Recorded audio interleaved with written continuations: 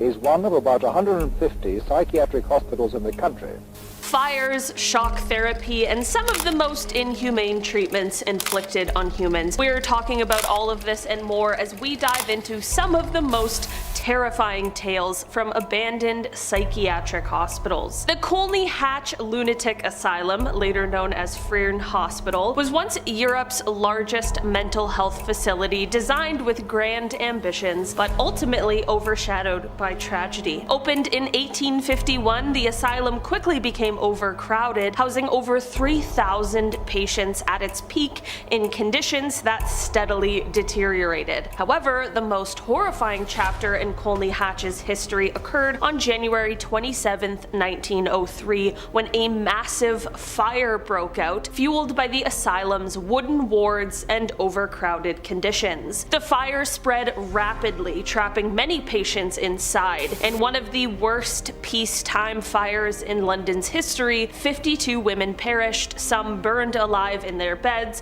while others were found huddled in corners, their attempts to escape futile against the raging flames. The Hornsey Fire Brigade arrived, but their efforts to douse the fire were too late to prevent the tragedy. The grim aftermath of the fire left a very dark mark on the history of the hospital, which continued to operate under the name Fen Hospital until its closure in 1993. Today, the site has been transformed into luxury apartments, but the tragic events of that fateful night remain a haunting reminder of its past. I love that. Just a horrible tragedy, and they're like, now here are the most expensive apartments you've ever seen. Wouldn't you love to live here? Greystone Park Psychiatric Hospital in New Jersey is steeped in eerie tales, but one of the most tragic stories is not just a legend, but a real one, that of folk singer Woody Guthrie. In the 1950s, Guthrie was admitted to Greystone after being diagnosed with Huntington's disease, a degenerative neurological disorder. Once a vibrant, influential musician known for his songs about social justice and the American experience, Guthrie spent his final years confined to the hospital's bleak wards as his condition deteriorated. The real haunting at Greystone isn't a ghost in a white gown, but the memory of Guthrie's tragic decline. Visitors to the now abandoned hospital often speak of a lingering sadness, as if the walls still echo with the strains of the songs he could no longer sing. Some have even reported hearing faint music in the quietest corners of the building, almost as if Guthrie's spirit remains, strumming his guitar and singing about the struggles of ordinary people. The Willard Asylum for the Chronic Insane in New York, which opened its doors in 1869, has a chilling reputation that lingers long after its closure. The first patient, Mary wrote,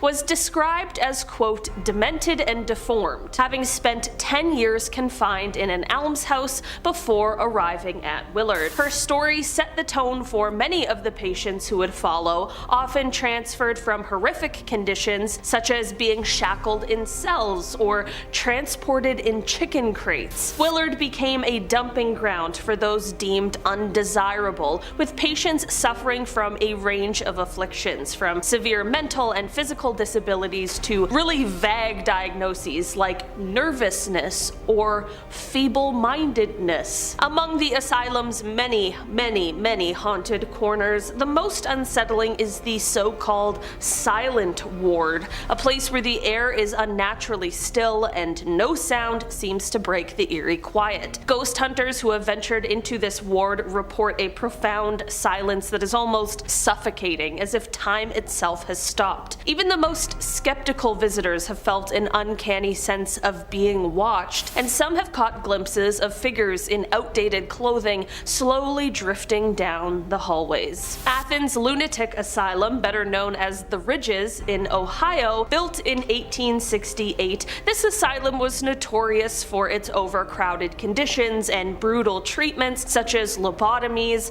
electroshock therapy, and hydrotherapy, where patients were subjected to extreme temperatures or electric shocks that sometimes broke their bones. The main legend from this horrific place centers centers around Margaret Schilling, a patient who vanished in the asylum's complex maze of buildings one cold December day in 1978. After an extensive search, her lifeless body was discovered in a locked, unused ward weeks later. The very tragic details of her death remain a mystery, but what remains visible is the very eerie stain her body left on the floor, an outline that, despite numerous cleaning attempts, refuses to fade. Visitors and ghost hunters claim that Margaret's restless spirit lingers, eternally searching for a way out of the place where she met her very tragic end. Severals Hospital in England is infamous not only for its controversial past involving unethical treatments and severe overcrowding, but also for the horrific psychiatric experiments conducted on its patients. From the 1930s to the 1960s, Severals was a site of countless experiments, including electroconvulsive therapy and lobotomies, where incisions were made in the prefrontal lobe of the brain. These procedures were sometimes performed while patients were fully conscious, which is a horrifying fact I will never be able to forget. The hospital struggled to recruit enough staff, leading to frequent complaints from management, and as a result, patients were often confined to their beds, heavily sedated to keep them quiet and ease the burden on overworked staff, particularly during the 1940s. Imagine this scenario. You are a mentally unwell person, or even just a perfectly healthy woman who was sent to the asylum for something as trivial as having a child out of wedlock. One day, someone comes to strap you to a chair. They pass electricity through your skull, sometimes 6 times at 40 seconds per shock, to render you unconscious. And then they insert surgical instruments through your eyelids to remove part of your brain. Sounds like something out of a horror movie, yet this was the reality for hundreds of patients every year in the name of science. One look at Villa de Vecchi in Italy, and it's really no surprise that it has such a dark past. I mean, it just looks like it fits the bill. Of course, being abandoned and derelict never helps matters, but still, the place looks pretty haunted. It's now become known as one of the most haunted spots in Italy, often referred to as the House of Witches. It was built in 1857 as a summer home for a man named Felix de Vecchi and his family, who suffered a lot of tragedy in the years following. Things were kind of foreboding from the start when the architect died during the construction of the building, but the real horror began in 1862. The story goes that Felix de Vecchi came home to find his wife killed and his daughter missing. The famous occultist Aleister Crowley is said to have also practiced rituals on the property. The place has been totally vacant for decades, but strange stuff still goes on, like the avalanche in 2002 that leveled everything in the area except the House of Witches, which was left completely untouched. Next on the list is the Lucy House in Uniontown, Alabama. Now, many homes in Uniontown stand totally abandoned. Environmental issues have driven a huge portion of the population out, but the Lucy House isn't just another abandoned home being overtaken by nature. No, this one is home to a very dark case. In 1994, the remains of a boy named Alan Lucy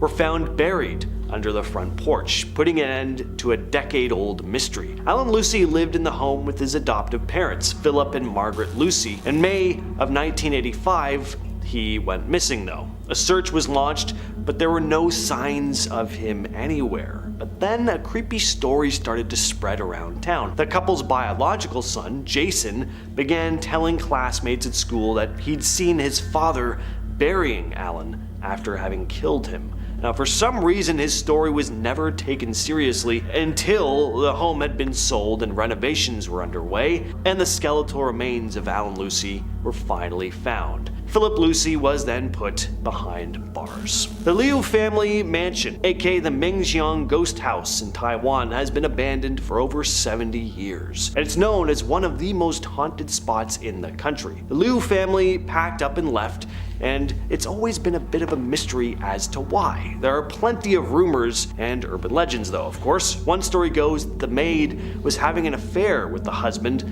Liu Rongyu, and when the wife found out, she made the maid's life a living hell until she couldn't handle it anymore, jumping down a well. But she wasn't gone for good. On a nightly basis, the tormented spirit of the maid would return to the home, terrorizing the family until they finally decided it was time to pack up and leave. Some say her ghost still haunts the abandoned property to this day. Another tale tells of Japanese soldiers who were holding up at the abandoned mansion during World War II. While the soldiers slept, one was keeping guard, but things turned to complete chaos when he caught a glimpse of this shadowy figure lurking around the property and opened fire. The other soldiers then woke up and, in a panic, started shooting too, but in the darkness and confusion, they all died, having accidentally fired at each other. Next up, we have the Los Feliz house, which sat abandoned in LA's Los Feliz neighborhood for a long time. It was only just recently sold in 2020. 2475 Glendower Place is pretty infamous for a very disturbing incident on December 6th, 1959. Dr. Harold Perelson and his family lived at the home. Dr. Perelson was pretty successful, obviously. I mean, he owned a mini mansion, but at some point his mental state began to deteriorate, and the nail in the coffin was when he was screwed out of the rights to a new syringe he'd invented, having invested a ton of money in it as well. This is seemingly what threw him over the edge, and on that night in December, he snapped, killing his wife in her sleep with a hammer. Then he moved on to his eldest daughter's room. As soon as he struck her with the hammer though, she let out a scream and began pleading for her life as her father told her to lay still and keep quiet. The other siblings woke up though, all running out in the hallway to find out what was going on. Miraculously, they all managed to escape. Neighbors had heard the commotion and phoned the police, but by the time authorities arrived at the home, a copy of Dante's The Divine Comedy was left open on his nightstand, with the opening passage of the page reading, "Midway upon the journey of our life, I found myself within a forest dark, for the straightforward path had been lost." Next on the list is Lennox Castle in Scotland, which has sat abandoned for years. It's in total disrepair and has been in especially bad shape after a fire in 2008. The place looks like your quintessential haunted castle, but double whammy, it was also a former mental hospital. It was originally built in 1841 for John Lennox Kincaid, who had ties to a notable Scottish clan. But in 1927, the land was purchased by the Glasgow Corporation, and the castle underwent a big transformation, being repurposed as a hospital for the mentally ill. Then in World War II, it was converted into a hospital for soldiers, and the mentally ill patients were transported to other buildings on the property. Life inside Lennox Castle was far from peaceful. Fights between patients were common. In one incident, a riot broke out, causing chaos and significant damage to one of the wards. Things got so out of hand that a lot of the staff, along with uninvolved patients, fled the hospital, leaving the rioters locked inside. By the 80s, the hospital had become completely outdated, and it finally closed in 2002, and it's been vacant ever since. Starting off our list today, we have the Capuchin Crypt, located in Rome, Italy. While it's not an entire city, it is an intricate space located underneath the Santa Maria Church in Rome, and it's comprised of several small chapels. Oh, and it also contains the skeletal remains of 3,700 bodies. In 1631, 300 cartloads of remains belonging to deceased members of the church were brought to the crypt and organized into elaborate displays by the order of Pope Urban VIII. In 1851, the crypt was opened to the public, in exchange for a fee, of course. Of course, it wasn't until 1852 that women were allowed to enter. There are a total of 6 interconnected rooms in the crypt, holding the remains of friars who died between the years of 1528 and 1870.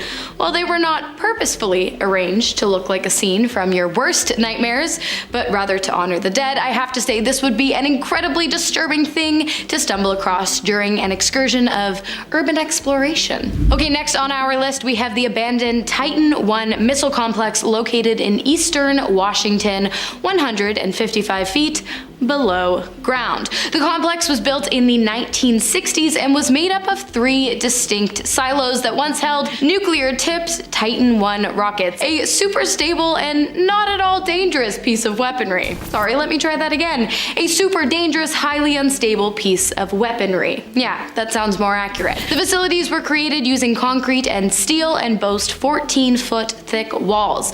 At one point, later down the line, they housed Titan II rockets, but eventually the complex was decommissioned and, of course, abandoned, hence its spot on this list. I feel like the creepiest part of this secret military base is the fact that it was a secret and housed incredibly dangerous weaponry that at the time the public knew absolutely nothing about, which of course begs the question, what could they possibly be hiding from us now, in 2024, with all the advancements in technology and weapons production? I shudder to think of the possibilities. Next up, we have the hidden underworld of Giza, a previously unknown network of underground chambers and water tunnels located beneath many of Egypt's well-known pyramids, including the Great Pyramid of Egypt's Giza Plateau. And you can probably guess what was found inside of these pyramids. Tombs containing sarcophaguses. Well, duh. But archaeologists have reason to believe that they have found one tomb in particular that they have been searching for quite a while. The tomb of the god Osiris, aka god of the underworld. And not only that, but there are markings in the tomb that suggest that it might also be a portal to another dimension. One researcher claimed that while exploring the tomb next to the sarcophagus, which lies submerged in water underground, his hotel card key fell out of his pocket, but instead of the card falling next to his feet, as one would expect, it was flung across the water and drawn into a crack in the sarcophagus, which kind of sounds like a portal to me, because physics, it just doesn't make sense that that would happen unless there's a portal. Next up, we have the eerie discovery of an underground safe city located in Beijing, China, also referred to as the Underground Great Wall or the Dungeon. Construction of the city began in 1969 and continued until its completion in 1979. It was designed as an explosives shelter and military base in anticipation of an impending nuclear attack coming from the Soviet Union. When the attack never came, the bunker went out of commission. In 2000, it was reopened to the public, but those who visited described the bunker as being dark, damp, and super creepy. In February of 2008, the dungeon closed for renovations, and it hasn't been open to the public since, which makes me wonder, has it now become completely abandoned, or is the bunker being used for some super secret government experimentation? That's my guess, but what do you guys think? Let me know down below. Next up, we have the Underground Labyrinth of Death, another inviting title. 36 underground passages located directly beneath a 3,000-year-old temple in Peru. The passageways were discovered using a tiny remote-operated robot, and when they were explored, archaeologists discovered the remains of 3 people they believe to have been sacrificed in rituals involving illicit substances and the manipulation of light and noise, whatever that means. They also found a ceremonial center in the tunnels where they believe the rituals would have been performed. It was concluded that the deceased must have been of lower status due to the way in which they were buried, face down among the rocks in shallow pits wearing cheap cotton clothing. Nothing like finding ancient sacrifices in an ancient city buried in the underground of Peru.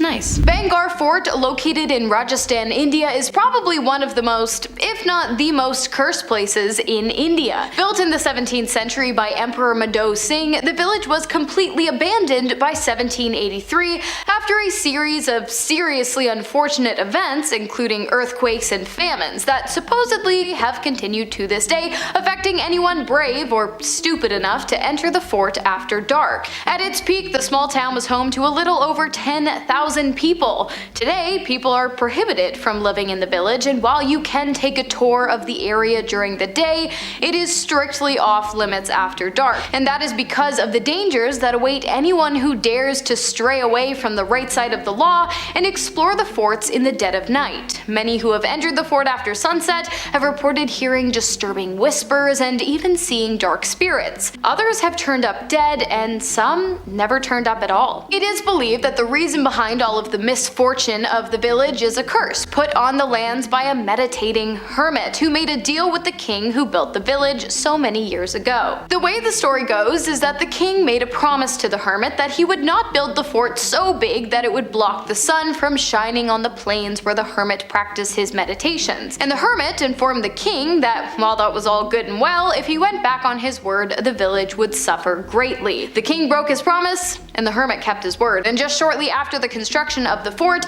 a devastating earthquake hit the village, causing its people and the people from 83 surrounding villages to vanish overnight. Also located in Rajasthan is the cursed town of Caldara, which was abandoned around 200 years ago in 1825. While some people believe it to be one of the villages affected by the hermit's curse, many claim that the village suffered from its own curse placed on it by the former inhabitants of the area. You see, at one time Caldara was known for its ability to support crops in abundance despite its dry agriculture. For many years the village prospered and the townsfolk lived happily, enjoying the bounties of their labors. And then Prime Minister Salem Singh arrived. He took one look around the town and decided that he was going to marry one of the villagers, a beautiful young woman who he claimed he would take as a bride by any means necessary, including force. He also warned the other villagers that any attempts to protect the girl from his grasp would result in some pretty grave consequences suffered by the lands of Caldara. Well, it seems as though the villagers agreed with his sentiment. They rescued the young woman Salem Singh had planned to marry and then cursed the lands to be barren and incapable of bearing crops to ensure that Salem Singh would never be able to reap the ill-earned rewards of what the villagers had sown. The entire population of Caldara then moved on from the area and settled elsewhere, picking up pretty much right where they left off before the debaucherous prime minister came to town. Today, the village of Caldara remains as barren and empty as the day they left, with crops refusing to grow in the harsh climate of the desert. Cinco Saltos, in English the Five Waterfalls, is a small, mostly abandoned town located in a rural region of Argentina. It receives very little sunlight. It's dark and gloomy and supposedly cursed, which is why it's often referred to as the town of witches, which also makes sense seeing as the majority of people said to inhabit the town today are believed to be necromancers and witches who practice a particularly dark form of black magic. One of the most infamous stories about the town goes as follows. While renovating the local cemetery, a group of construction workers stumbled across the body of a young woman. Although she had been dead for over 70 years, her corpse had barely started to decompose, but that wasn't the only thing weird about the body. Upon closer inspection, the workers noticed that the young woman was also chained to her coffin, which is what led them to the conclusion that her body had been used in some kind of occult ritual by one of the town's many covens. After the discovery of the body, many people reported seeing the woman's ghost hanging out near the cemetery. Many other stories about the town involve a bridge that spans across the lake in the center of the town. According to legend, witches used to perform sacrifices on the lake beneath the bridge, and because of this, the screams of their victims are said to be heard by anyone who dares to cross the bridge at night. And anyone who tries to locate the source of these screams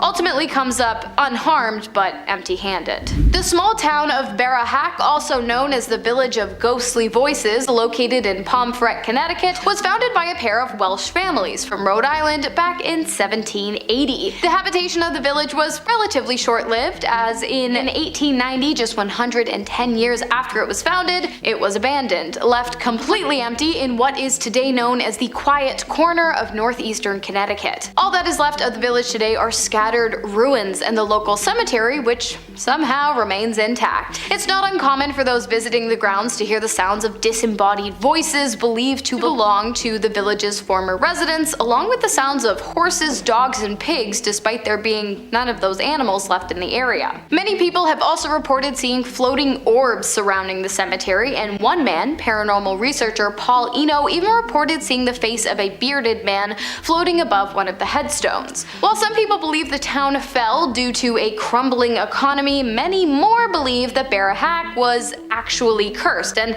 that's why its residents left so many years ago. Today, Barahak is located on private property, and it is strictly off limits to the public, which is made pretty obvious with all of the no trespassing signs posted around the property. It seems as though the owner is either protecting the public from some kind of curse, or on the flip side, keeping the secrets of the town for themselves, for some unknown reason. Either way, no snooping allowed.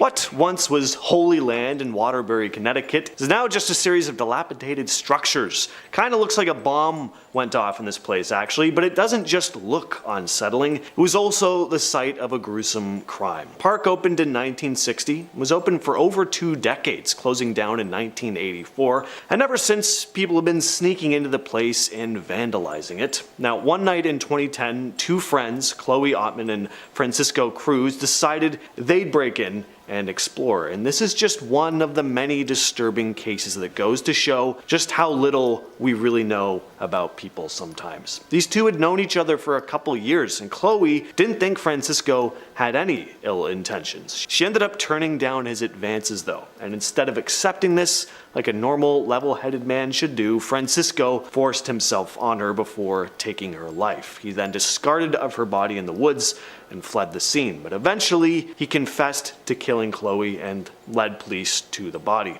He was sentenced to 55 years in prison. Next up, we have the Lake Shaunie Amusement Park.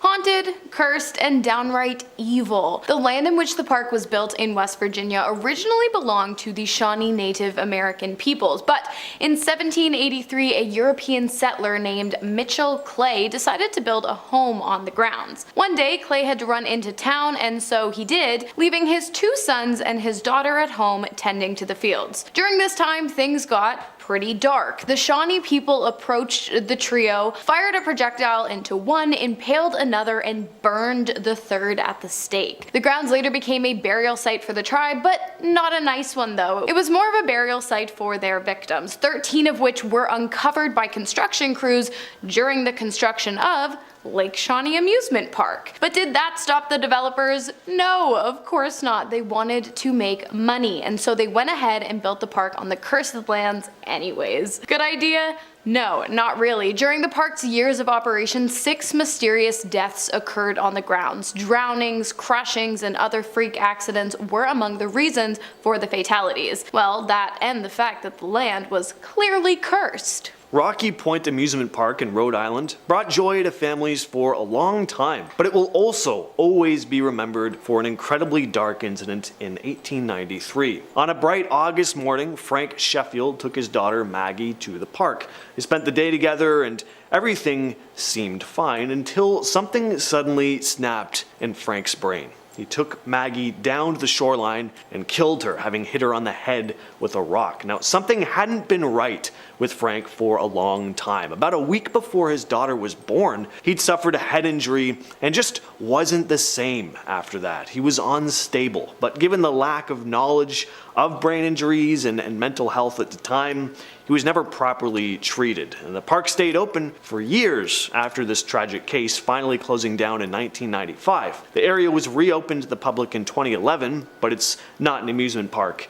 anymore. Just a regular open park with only a few remnants of the theme park still remaining. Next up, Joyland Amusement Park, which was anything but joyful. The amusement park opened in 1942 in Wichita, Kansas. Originally a small park with just a few rides, it grew to include bumper cars, carnival games, and even a haunted house. The grounds also often hosted concerts and outdoor festivals as well. Of all the events to occur on the grounds, however, there is one in particular that really stands out among the rest. The death of Michael King, who was impaled to death by 4 men after he confronted them for sneaking into the park after hours. 2 were charged for the crime, 2 were not, due to their age. After that, the park did not shut down though. In fact, it grew even more. But the years that followed were not without complications. A handful of accidental deaths occurred on the grounds. Patrons falling off roller coasters, workers crushed by roller coasters, you know, carnival stuff. Eventually, after another person plunged to their death after falling off of a Ferris wheel,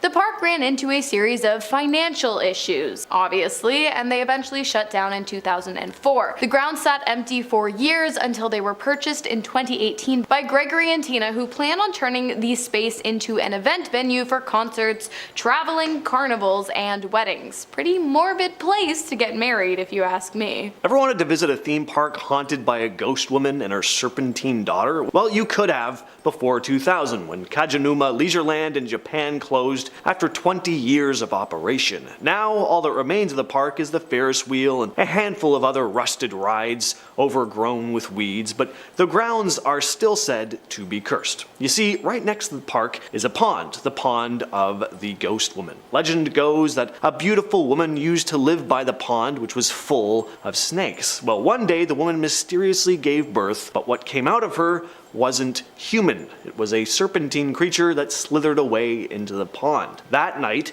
she heard the sound of cries filling the air. They sounded like an infant's cries, and every night from that point on, she'd hear them. Night after night was restless with the moans and cries of her serpentine offspring slowly driving her mad. Well, instead of just moving away, she decided to take her own life, cursing the land before drowning herself in the pond. And her tormented spirit is still said to haunt the land to this day. We're starting off our trip to the Golden State with the Gates of Hell in Hacienda Heights. What is known as the Gates of Hell is this big barbed wire fence surrounding a piece of property that is rumored to have been a sanatorium back in the 40s. The story goes that this hospital had been shut down due to malpractice. And there are other stories that the building beyond this fence was the home of Satan worshippers who practiced all kinds of dark rituals on the property. As to how this rumor got started, well, beyond this ominous barbed wire fence is the back entrance to a building. Those few who have managed to sneak a glimpse of it have apparently seen all sorts of pentagrams and cultish symbols drawn all over it, and peeking inside the windows, you can supposedly see red stains covering the inside. Now, these could just be nothing more than made-up stories, but many people claim to have this uneasy feeling that washes over them when they pass by this gate. There has to be some reason for that barbed wire keeping people out, or maybe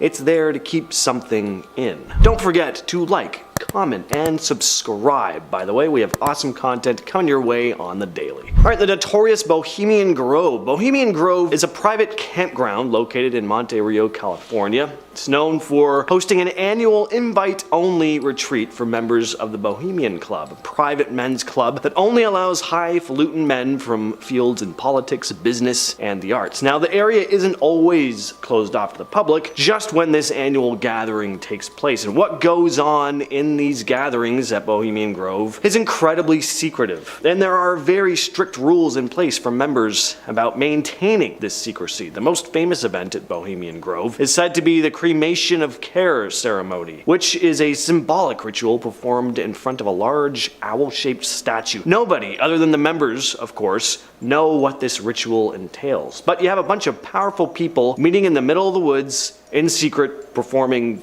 ceremonies. No surprise why most people on the outside find this incredibly suspect. I don't know.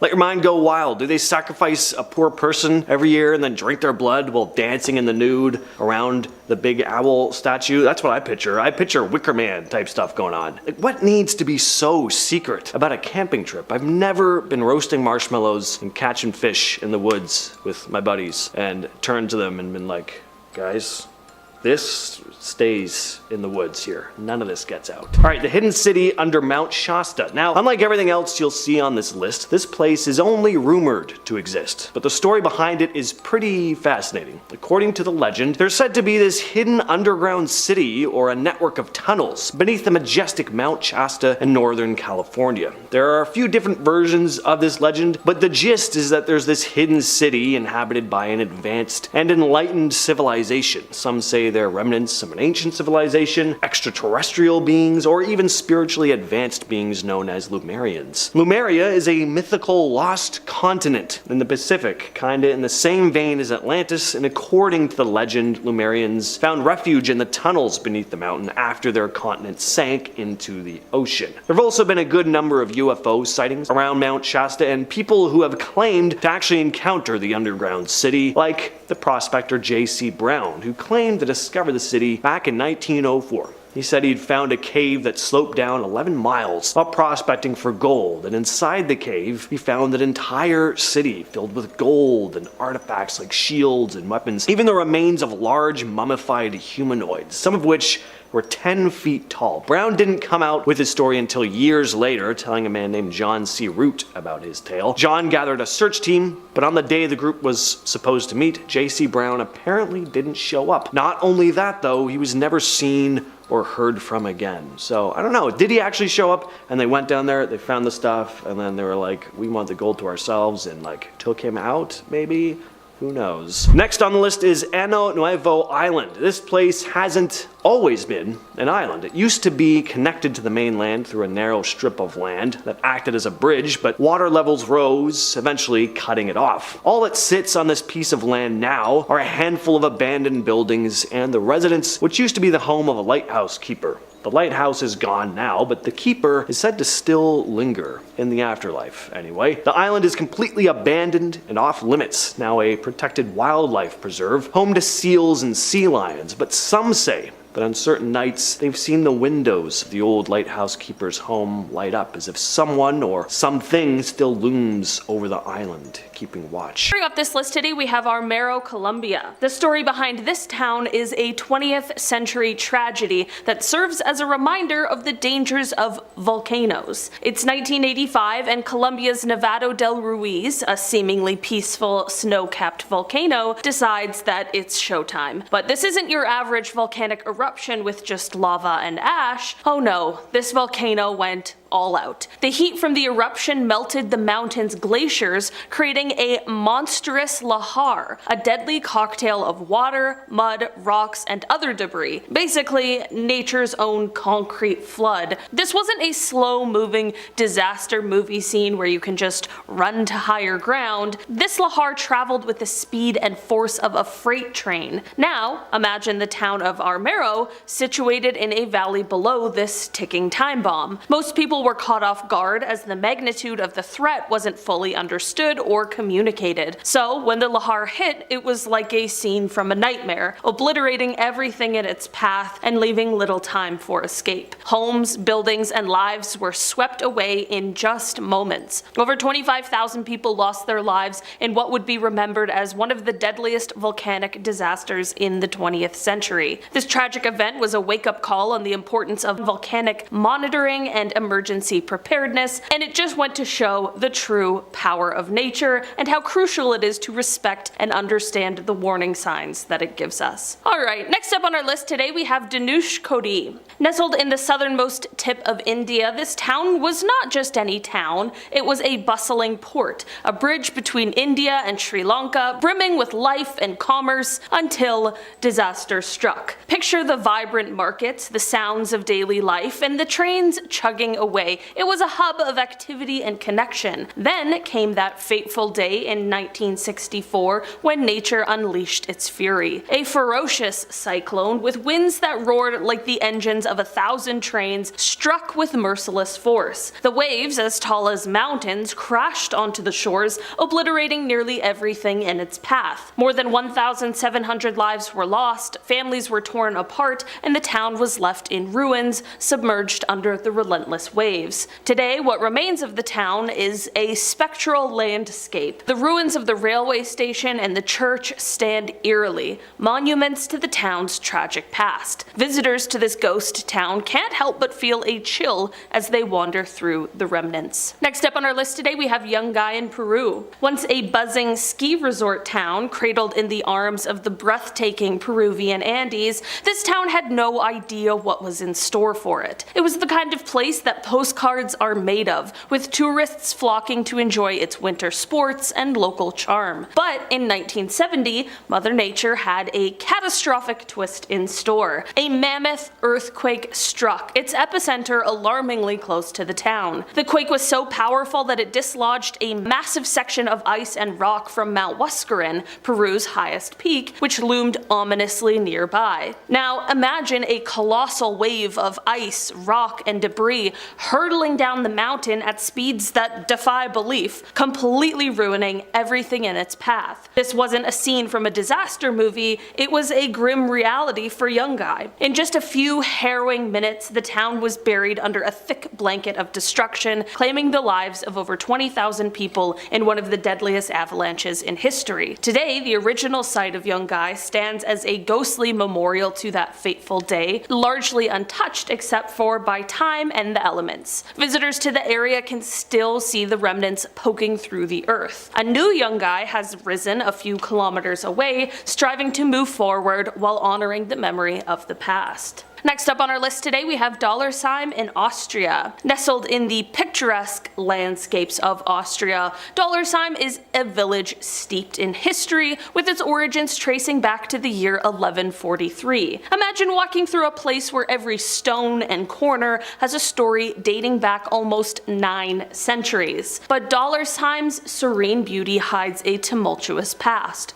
During the grip of the bad guys regime during World War II, the village's tranquility was shattered as residents were compelled to leave their homes, their familiar life turned upside down to make way for a military training ground. After World War II, the village didn't resume its former bustle and charm. It remained uninhabited, a ghost of its past self. Yet the echoes of history linger. Today, visitors to Dollersheim can explore the remnants of what once was. A church that stood witness to centuries of change, a town square that once buzzed with daily life, and a graveyard where the village's ancestors rest, perhaps still holding on to their stories. Next up on our list today, we have Kakov Chan in Russia. Found in the heart of Russia's vast and frost-bitten Far Eastern region, Kakov Chan tells a story deeply etched in the annals of wartime and post-Soviet history. Initially established during the throes of World War II, the town was birthed through the toil and sweat of prisoners who were put to work in its coal mines. These mines not only fueled the war effort, but also sustained a burgeoning community against the backdrop of harsh and unforgiving landscapes. For decades, Kakov Chan thrived on coal extraction, its residents carving out a life amid the extremes.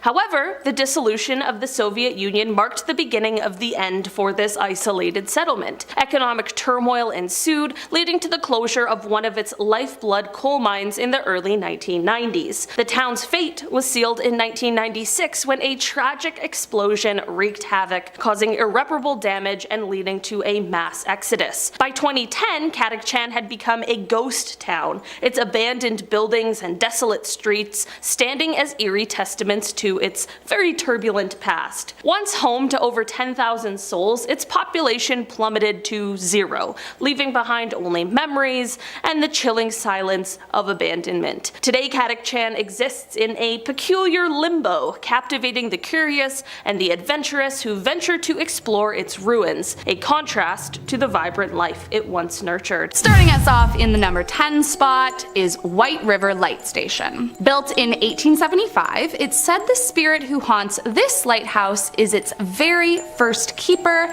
Captain William Robinson, who took post here in 1876 along with his wife Sarah. Now, unlike some of the others on this list, the pair were very happy together, eventually raising a family of 13 on the property.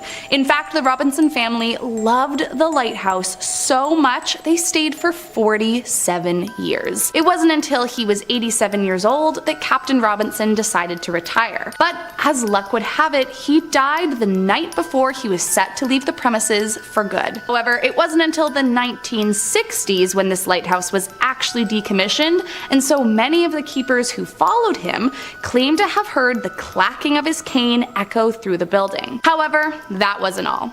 According to some reports, the ghost of Captain Robinson had a hard time letting go of his duties and would often mess around with keepers by moving things around on them or by watching over their shoulders during a shift. I mean, is he the most terrifying ghost to ever exist? Probably not, but it's still creepy nonetheless. Coming in at number 9, Nude Lighthouse. Up in northern Denmark, just off the coast of the North Sea in Ruud, is a lighthouse that, although it's not nearly as haunted as some of the others on this list, well, at least that we know of, is definitely still not a place you should try to visit. The reason being is that when this lighthouse was first built back in 1900, it was located over 655 feet inland on the slope's highest point. Seemed like the perfect spot. No large sand dunes nearby, and roughly 200 feet above sea level. However, as the years went by, a big problem arose.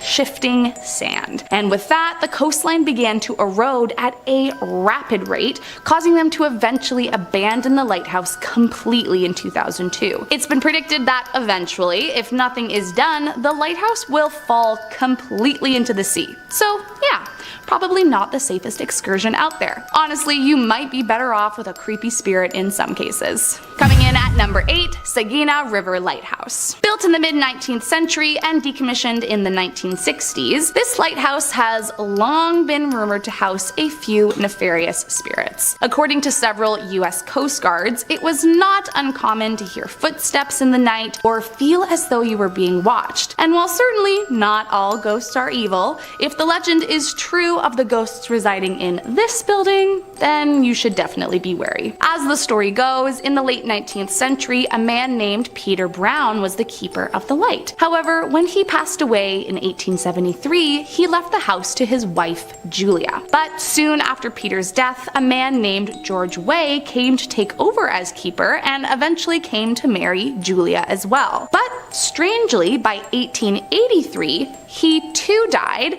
and once again, Julia was left to take care of the lighthouse until her dying days. Although it sounds like a tragic tale of a twice widowed woman, it's said Julia actually killed both of her husbands as she wanted to become head keeper of the lighthouse. And since then, it's believed all three spirits have continued to haunt the property, both terrorizing newly appointed keepers and each other. Next up at number 7, South Manitou Island Lighthouse. Located within the treacherous Straits of Mackinac, although it is now completely non-operational, during its heyday in the mid-1800s, the South Manitou Island Light was a popular stopping point for ships traveling through the Great Lake. Now, although it is regarded as being the most beautiful of light stations across the Great Lakes, often described as looking like some kind of angel in the middle of a storm, it is also said to be haunted by several spirits due to the dangerous waters that surround it. The most famous of which is the first lightkeeper, Aaron Sheridan, who one day in 1878 rounded up his wife and family in a small fishing boat. But tragically, during their travels, the boat capsized and none of them ever returned. Well, at least not in physical form. Since their tragic demise, lightkeepers often reported hearing echoing voices, unexplained noises, and the sound of loud footsteps in the middle of the night. So if you are even remotely afraid of a little paranormal activity, then trust me, this is not the place for you. Next up at number 6, the Terrible Tilly. The notorious Tillamook Rock Lighthouse, officially nicknamed the Terrible Tilly, comes by its nickname honestly, which should tell you right away why you should be nervous to get too close to this one. From the get-go in 1878, Tilly has caused the people close to it many problems. For example, before construction even began, the mason surveying the location was swept out to sea, never to be seen again. And insanely, that's not even the worst of it. By the time construction began, the workers knew they were in for a tough ride. Just accessing the rock was dangerous enough, let alone the frequent storms they had to endure. Then in January of 1880, just 4 months into construction, a huge storm sent perilous waves up to the rock, sweeping away all their tools, water, and provisions. Thankfully, this time no one died, but it said they were stranded for 2 weeks waiting for rescue. However, fast forward a year, now just a few weeks away from completion, and a ship sailing through crashed in the torrential conditions, killing all 16 crew members. Some say the spirits of these crew haunted Tilly, terrorizing whoever was the keeper of the light until it was officially abandoned in 1957. And so, the haunted rumor mixed with the literally deadly conditions definitely makes it one to be warned about. Coming in in at number 5, Gibraltar Point Lighthouse. The oldest lighthouse in the Great Lakes region, and also one of the oldest buildings in Toronto, the Gibraltar Point Lighthouse is not only haunted, but is known to have one of the most famous ghost stories of all time. Built in 1808, the story of this lighthouse begins in 1813, which, if any of you are history buffs, you may already recognize is the year of the Battle of York during the War of 1812. As the story goes, starting in 1813, the keeper of the house, John Paul Radmuller, would of course keep watch for both enemy ships and friendly vessels looking for a safe harbor. A job he did very well for 2 years, until one night in 1815 when he made a deadly mistake. As the legend goes, 2 soldiers arrived at the point, and John, believing them to be safe, invited them inside for some of his homemade beer. However, the soldiers tricked the lightkeeper and killed him before concealing their crime by dismembering his corpse and hiding the remains across the property. Ever since then, keepers say his ghost haunts the property, and it's not just a wives' tale. One keeper actually found a jawbone hidden inside a coffin. But most terrifying of all is that on misty evenings, legend has it you can still hear his last screams echo across the property. Coming in at number 4, Segin Light. First built in 1795 off the southern coast of Georgetown, Maine, the claim to fame for this lighthouse was that it was commissioned by none other than the first president of the United States, George Washington. However, what stands now is not the same structure, as it was removed and replaced with a stone building in 1819 and then again rebuilt in 1857. But that doesn't really matter anyways, as what brings this lighthouse to our list today is not that it was commissioned by a president, but that it's said to be haunted by a former keeper and his wife from the mid-19th century. As the legend goes, due to the isolation from the rest of the world, and without any family or friends to keep them company, the couple, especially the keeper's wife, grew very lonely. So in an effort to alleviate his wife's sadness, the keeper purchased a piano for his wife to play and pass the time. However, as it turns out, his wife was not a great player. In fact, she only knew one song and would play it over and over and over again. Eventually, this drove the keeper so mad that he took an axe to the piano before killing his wife in a fit of rage, and finally himself when he realized what he had done. Those that have dared to step foot since say you can still hear the ghostly melody of the keeper's wife playing in the distance, and several Coast Guards speak of seeing strange things like ghostly figures and moving furniture. So visit if you dare. Coming in at number 3, Plymouth Lighthouse. Once home to the first ever female lighthouse keeper in America, Hannah Thomas inherited the duties after her husband tragically died in combat during the American Revolution. And it's said that she haunts the lighthouse to this day, frightening anyone who steps foot on her property.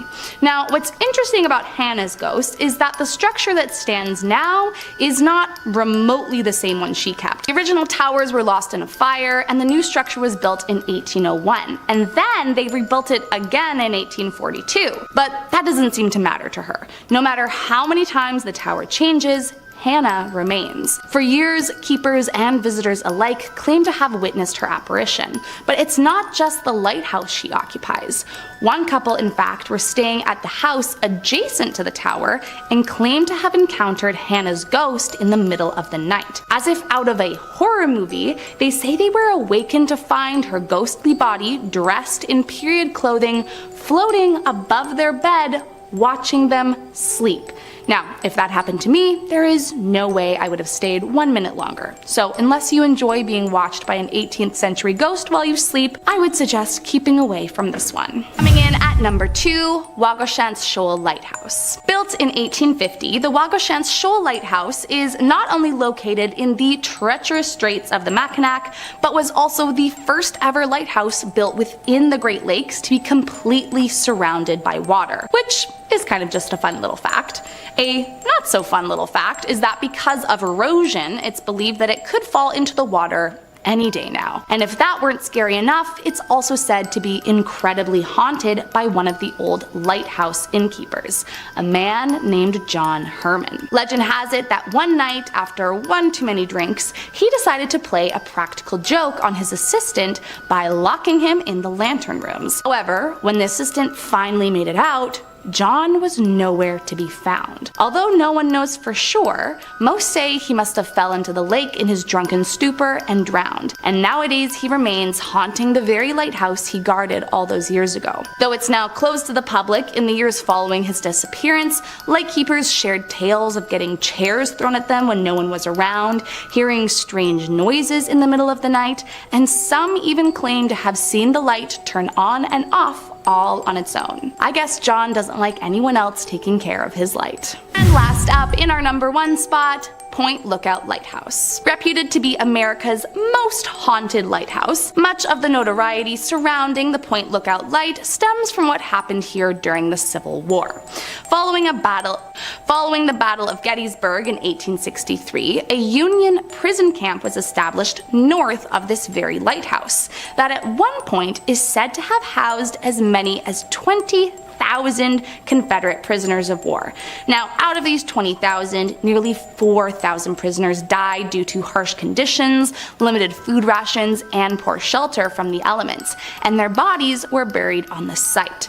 Now, although it is no longer open to the public, there have been countless reports of trespassers seeing the ghostly apparitions of Confederate soldiers. And according to these reports, the spirits are very angry, seeking out revenge on those who imprisoned them. So, unless you're looking to be terrorized by an angry Confederate, which I have no clue why you would be looking for that anyways, then this is probably not the best place to pay a visit. Next up on our list today, we are heading over to Villa Epican in Argentina. Imagine strolling through a place that feels like a scene straight out of a post-apocalyptic movie. Well, welcome to Villa Epican in Argentina. This isn't just your average ghost town, it's got a backstory that could rival any thriller. A thriving lakeside resort town buzzing with tourists, laughter, and life, families soaking up the sun, kids splashing in the water. Villa Epican was the place to be, especially known for its therapeutic salty waters, much like the Dead Sea. But here's the twist, nature of course had its own plans. Over the decades, the lake began to swell, slowly nibbling away at the town's edges, until in the 1980s it devoured the whole place, submerging everything under meters of water. The town disappeared, leaving only memories and submerged dreams. Fast forward a few decades and the scene shifts again. The waters recede, almost as mysteriously as they came, revealing the skeleton of Villa Epican. Today it's an astonishing sight. Buildings, trees, and streets all laid bare, encrusted with salt and frozen in time. It's a little bit spooky, incredibly intriguing, and undeniably a one-of-a-kind destination that tells the tale of the relentless passage of time. Next up today we have Plymouth in Montserrat, a place that once thrummed with life, its streets bustling with the daily hustle and bustle you'd expect from a capital city, and now it stands in stark contrast. A ghost town that is eerily silent, its buildings and streets swallowed by nature's fury. Back in the summer of 1995, the earth rumbled, and Montserrat's Soufriere Hills volcano awoke from its slumber, dramatically altering the town's fate. Ash clouds billowed into the sky and molten lava crept through the streets, prompting a mass exodus. By December, the once vibrant town was left deserted, its 4,000 residents seeking safety elsewhere. Though a few brave souls ventured back, hoping to reclaim their lives, the volcano had other plans. In 1997, another fierce eruption forced even these resilient returnees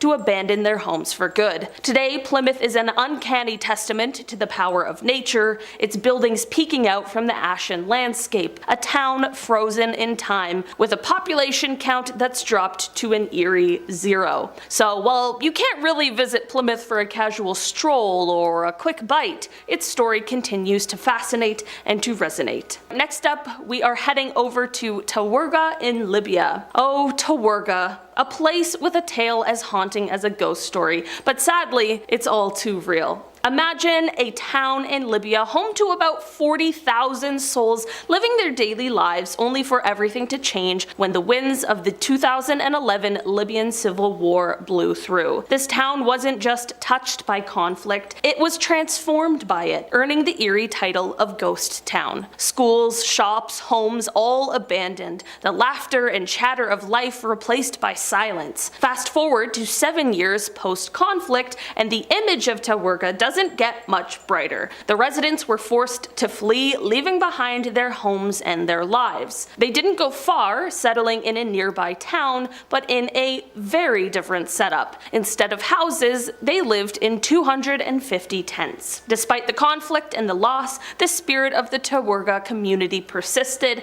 their resilience shining through despite the drastic change in their living conditions. Moving on down, we are heading over to Humberstone in Chile. Imagine stepping into Humberstone, a ghost town nestled in the parched Atacama Desert, which feels like wandering onto the set of an old Western film. Once this place was buzzing with around 3,500 folks, all mingling, working, and living their lives around the booming potassium nitrate, or saltpeter, industry. Saltpeter was the gold of its time, as it was a critical ingredient in gunpowder and fertilizers, fueling agriculture and warfare worldwide. From the late 1880s to 1930, this little town was like the Silicon Valley of saltpeter, shipping off heaps of this white gold to places near and far, and playing a crucial role in global economics and even in conflicts. Then, technology advanced. Synthetic alternatives to saltpeter emerged, and just like that, the demand plummeted. The town's heartbeat slowed until it stopped altogether mid-20th century, leaving behind a time capsule in the desert. Now declared a UNESCO World Heritage Site, Humberstone is now an eerie yet fascinating window into the past, showing how communities can rise and fall with the tides of industry and innovation. And finally, rounding out our list today, we have Texola, Oklahoma. Oh, Texola. It's like a postcard from another time sitting quaintly along the iconic Route 66. Now, imagine a place where the echoes of the past are so palpable that you can almost hear the hustle and bustle of its heyday. That's Texacola for you. Back in the day, 1930 to be exact, 581 souls called this town home. Fast forward to today and you'll find a drastically smaller, but nonetheless fascinating population of just 35. But why such a drastic drop? Well, Texola's story is intertwined with some major historical events. Cotton was king here until it wasn't, thanks to agricultural decline. Then came the 1-2 punch of the Dust Bowl and the Great Depression, which turned thriving communities into ghost towns across the plains. Despite these hardships, Texola has clung to life, its resilience embodied by landmarks such as the Magnolia service station and an adorably minuscule stone-walled jail. In the LA suburb of Downey sits a fenced-off, boarded-up set of homes and buildings known as the Old LA County Poor Farm. The history of this place dates back to 1887, when the LA County Board of Supervisors decided to create a facility for the homeless. They bought 124 acres of farmland near Downey, functioned as a place for them to stay but also to work. It was a working farm with buildings to house residents, offices, and even common areas. Over the years, the farm expanded to around 400 acres by 1910 and produced a variety of crops and livestock. It was a self-sustaining operation, providing food for residents and selling all the excess produce for profit. Like, what an awesome idea. We need stuff like this today. Things eventually changed, of course, though. In 1915, a new superintendent took charge. The Great Depression also brought its challenges, with funding drying up and a tent city being constructed. During World War II, part of the place became an army base, and after the war, the facility evolved into a hospital, abandoning the farm aspect by the 50s. And then by the 80s, the aging hospital moved to a new facility across the street, leaving the old poor farm abandoned. It's now completely off limits to the public, surrounded by no trespassing signs and barbed wire fences. Creepy story though. In 2006, the military came to the area for a training exercise, and Marines stumbled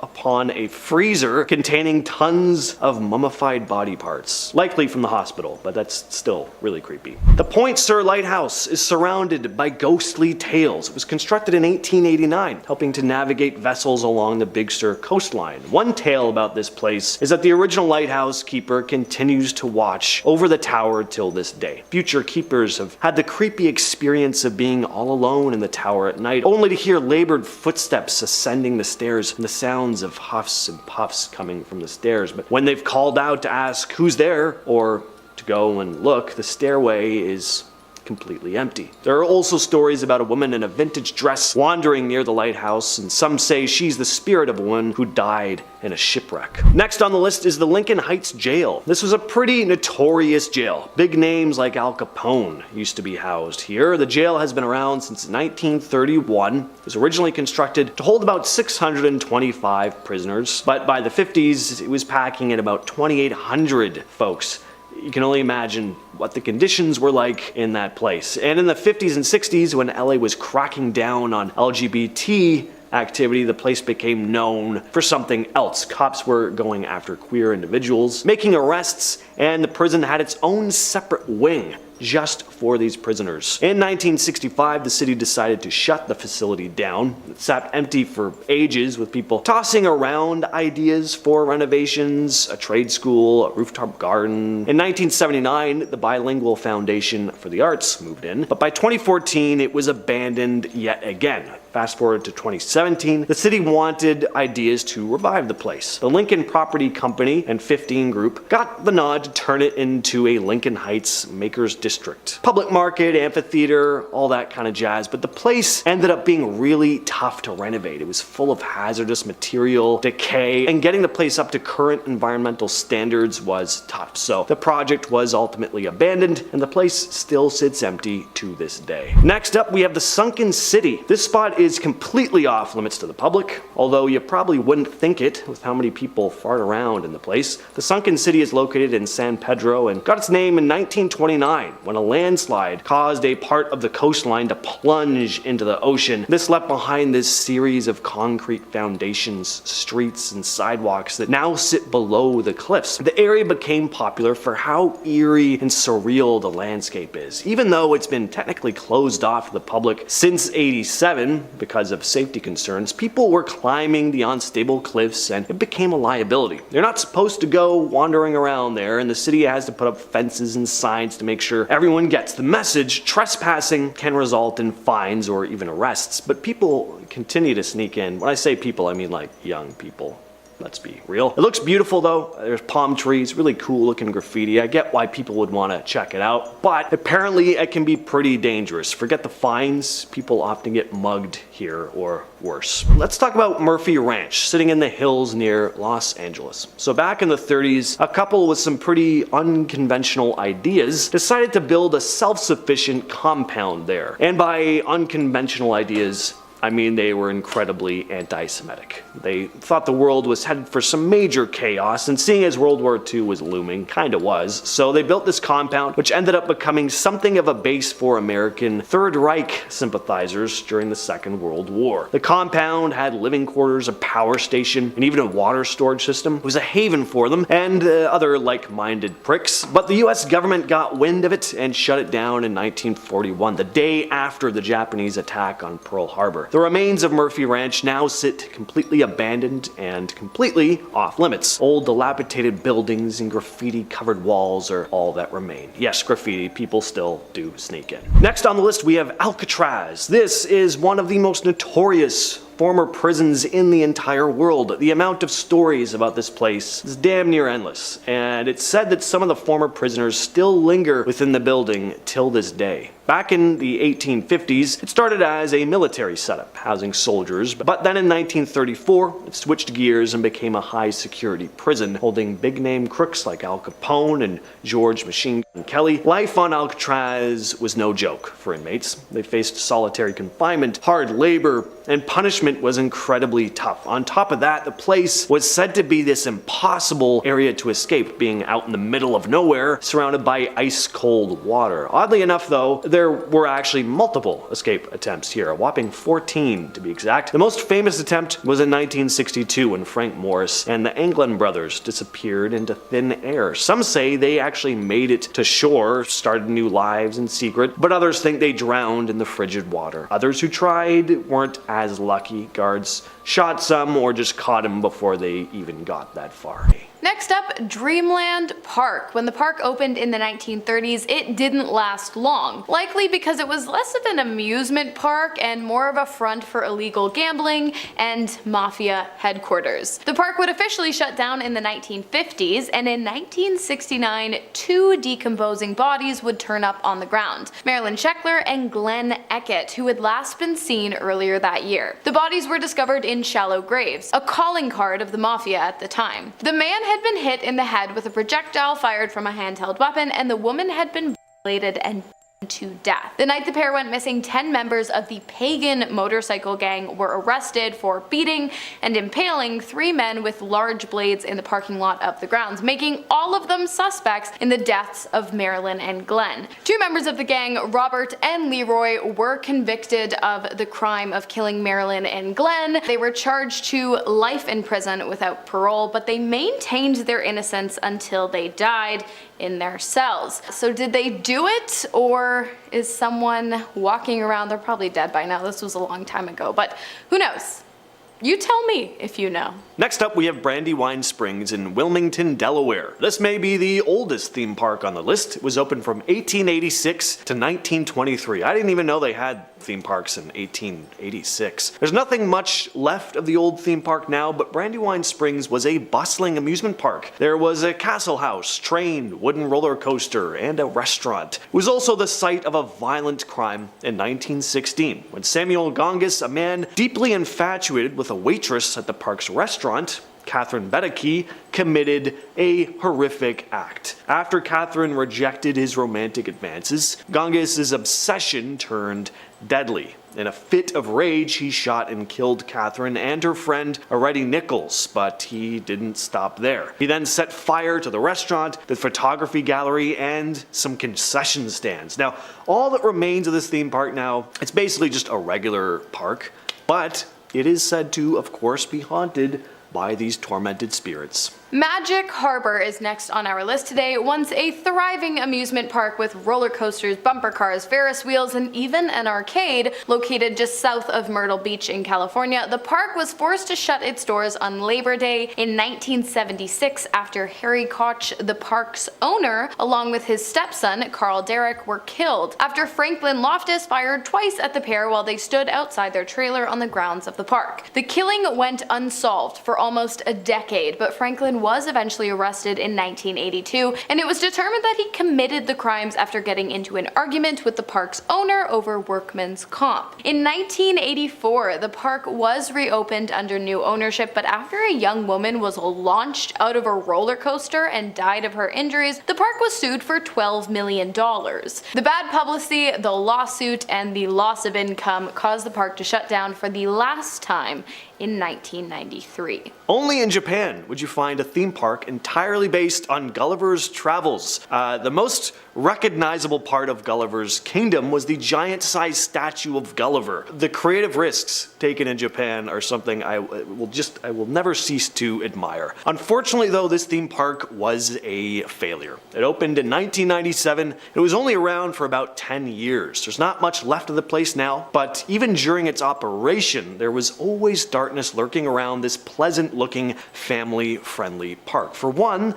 the park sat right next to a particular forest, one that if you've been using the internet for any length of time, you've heard of. It's the forest where countless Japanese citizens have taken their own lives. Then there's a nearby village where the Aum Shinrikyo cult, who carried out the sarin gas attacks, had their headquarters. They also produced their deadly nerve gas in the village. The park opened just 2 years after that incident, and visitors would often say they could smell the chemicals still lingering in the air. That's just Icky. And finally, to finish off our list today, we have Pripyat Amusement Park, the amusement park whose doors never actually opened. Ever. On May 1st of 1968, the Ukrainian theme park had planned on opening its doors to the public, but those plans never came to fruition as just 5 days before the park's scheduled launch, the Chernobyl disaster occurred in the city. While reports vary, it's estimated that 2 to 50 people were killed in the initial explosions, and dozens more died or became extremely ill in the following months due to radiation sickness. After the incident, it's rumored that the park might have opened for just one day in an attempt to calm the public and bring joy to the people of the city after the disastrous event, before residents were forced to evacuate Pripyat, never to return. Today, the city is an almost abandoned ghost town, but it is open for tourism. The majority of the town was decontaminated of radiation, but certain areas, like grave sites, were missed in the cleanup due to fear of disturbing the dead. If visiting a town full of tragedy and radioactive graveyards is on your bucket list, this place might just be for you. Al Jazeera Al Hamra is an abandoned fishing village located on the northeastern tip of the United Arab Emirates. At one point in time, prior to the 1960s, the town was actually quite lively, filled with prosperous individuals, livestock, and humble homes, some of which date all the way back to ancient times. As the village developed, more and more people flooded in. The coastal village became home to Portuguese traders, Persian immigrants, and even British officials. At its peak in the 1830s, the village is said to have had a population of up to 4,000 plus people, many of which worked in the local lucrative pearl trade. The village was abandoned in 1968 after rumors began to circulate that it was either cursed or haunted. Not only that, but it was considered dangerous, as it's believed by many that the village is now overrun by jinns, invisible malevolent spirits that inhabit the earth, negatively influence mankind, and enjoy snacking on human flesh. You know what? I really don't blame the people of Al Jazeera Al Hamra for leaving. It was probably the right choice. And finally, we have Centralia, Pennsylvania, because what is more cursed than a town that is perpetually on fire? In May of 1962, a fire broke out in one of the coal mines underneath the town, a fire that spread throughout all of the town's underground tunnels, and that is still burning to this day. Believe it or not though, it wasn't until 20 years after the fire started that the town was evacuated and abandoned. And concerns only begun in 1976, 17 years after the fire broke out, when a local gas station owner reported that the temperature of the gas he was storing below ground was reaching alarmingly high temperatures of 77 degrees Celsius, 172 degrees Fahrenheit. The residents of the town finally left in 1982 after a sinkhole opened up, consumed a resident, and then began spewing out lethal amounts of carbon monoxide. Luckily, the resident was rescued, but at this point, the town was a goner. Now, while Centralia is considered to be abandoned, a 2023 census revealed that there are actually 4 residents still living on the outskirts who refuse to leave despite multiple warnings and multiple offers of compensation in exchange for relocation. I guess for some people, there really is no place like home. Speaking of ancient underground things, you may or may not be aware that in the 1960s, a man found an entire abandoned underground city in his basement. Yeah, I'm not kidding. A man living in Turkey knocked down a wall in his basement in an attempt to catch a runaway chicken, only to be met with an ancient city located more than 80 meters below ground. The city is the world's largest excavated underground city. Not only that, but archaeologists believe that it is connected to over 200 smaller individual underground cities that have been discovered in Turkey, which means that the whole thing collectively is absolutely massive. The 18 uncovered levels of tunnel contain more than 600 private homes, as well as schools, wineries, and chapels. It is believed that over 20,000 people once called this city home, but where are they now? And what happened to them remains a mystery to this day. Next up, we've got Dayton's Tunnel, aka the Underground Path of Death. Inviting. So what is it? Or what was it rather, seeing as it's no longer used today? Well, it's exactly what it sounds like, a tunnel for the deceased, but more specifically, a tunnel to transport deceased veterans. Yes, it's not technically a city, but it's abandoned and it does go underground. Kind of. The tunnel is 300 feet long and it was in operation during the 1880s. It began at the Dayton's Veterans Hospital and ended at the Veterans Cemetery. While the discovery of what the tunnel was once used for is not actually that terrifying, it definitely does give the passage a somber feeling. Next up, we have an ancient burial ground located beneath the lost Chinese pyramid of Shimao. Talk about a terrifying discovery. When archaeologists unearthed the burial ground, they found artifacts made of jade and other materials and evidence of human sacrifice. Yay! The evidence: 6 pits filled with beheaded young women. Fun stuff. While it was originally thought that the site was built during the construction of the Great Wall of China, it was later revealed that the burial site was in fact much older than the wall. As for the pyramid, it measured up to be an impressive 70 meters tall, and it could be seen throughout the entire surrounding area at the time of its construction. Would you visit here, or have you been to any of these places? Let me know. Next up on today's list, we have the hidden underground tunnels of the Roman Colosseum. Raise your hand if you've ever been to Rome. Now put your hand down because you know I can't see you. If you have been to Rome, it's likely you took a trip down to the local Colosseum. You know, the most famous Colosseum in the world. Well, did you know that hidden beneath that Colosseum lies a series of underground tunnels? If you did know that, give yourself a pat on the back because I, until recently, did not. These tunnels were and still are referred to as hypogeum. Hidden beneath the floors of the Colosseum, the passageways were used to house mistreated animals and slaves, as well as to transport gladiators into the arena. They would pop up onto the sand stage when it was time for the festivities to begin.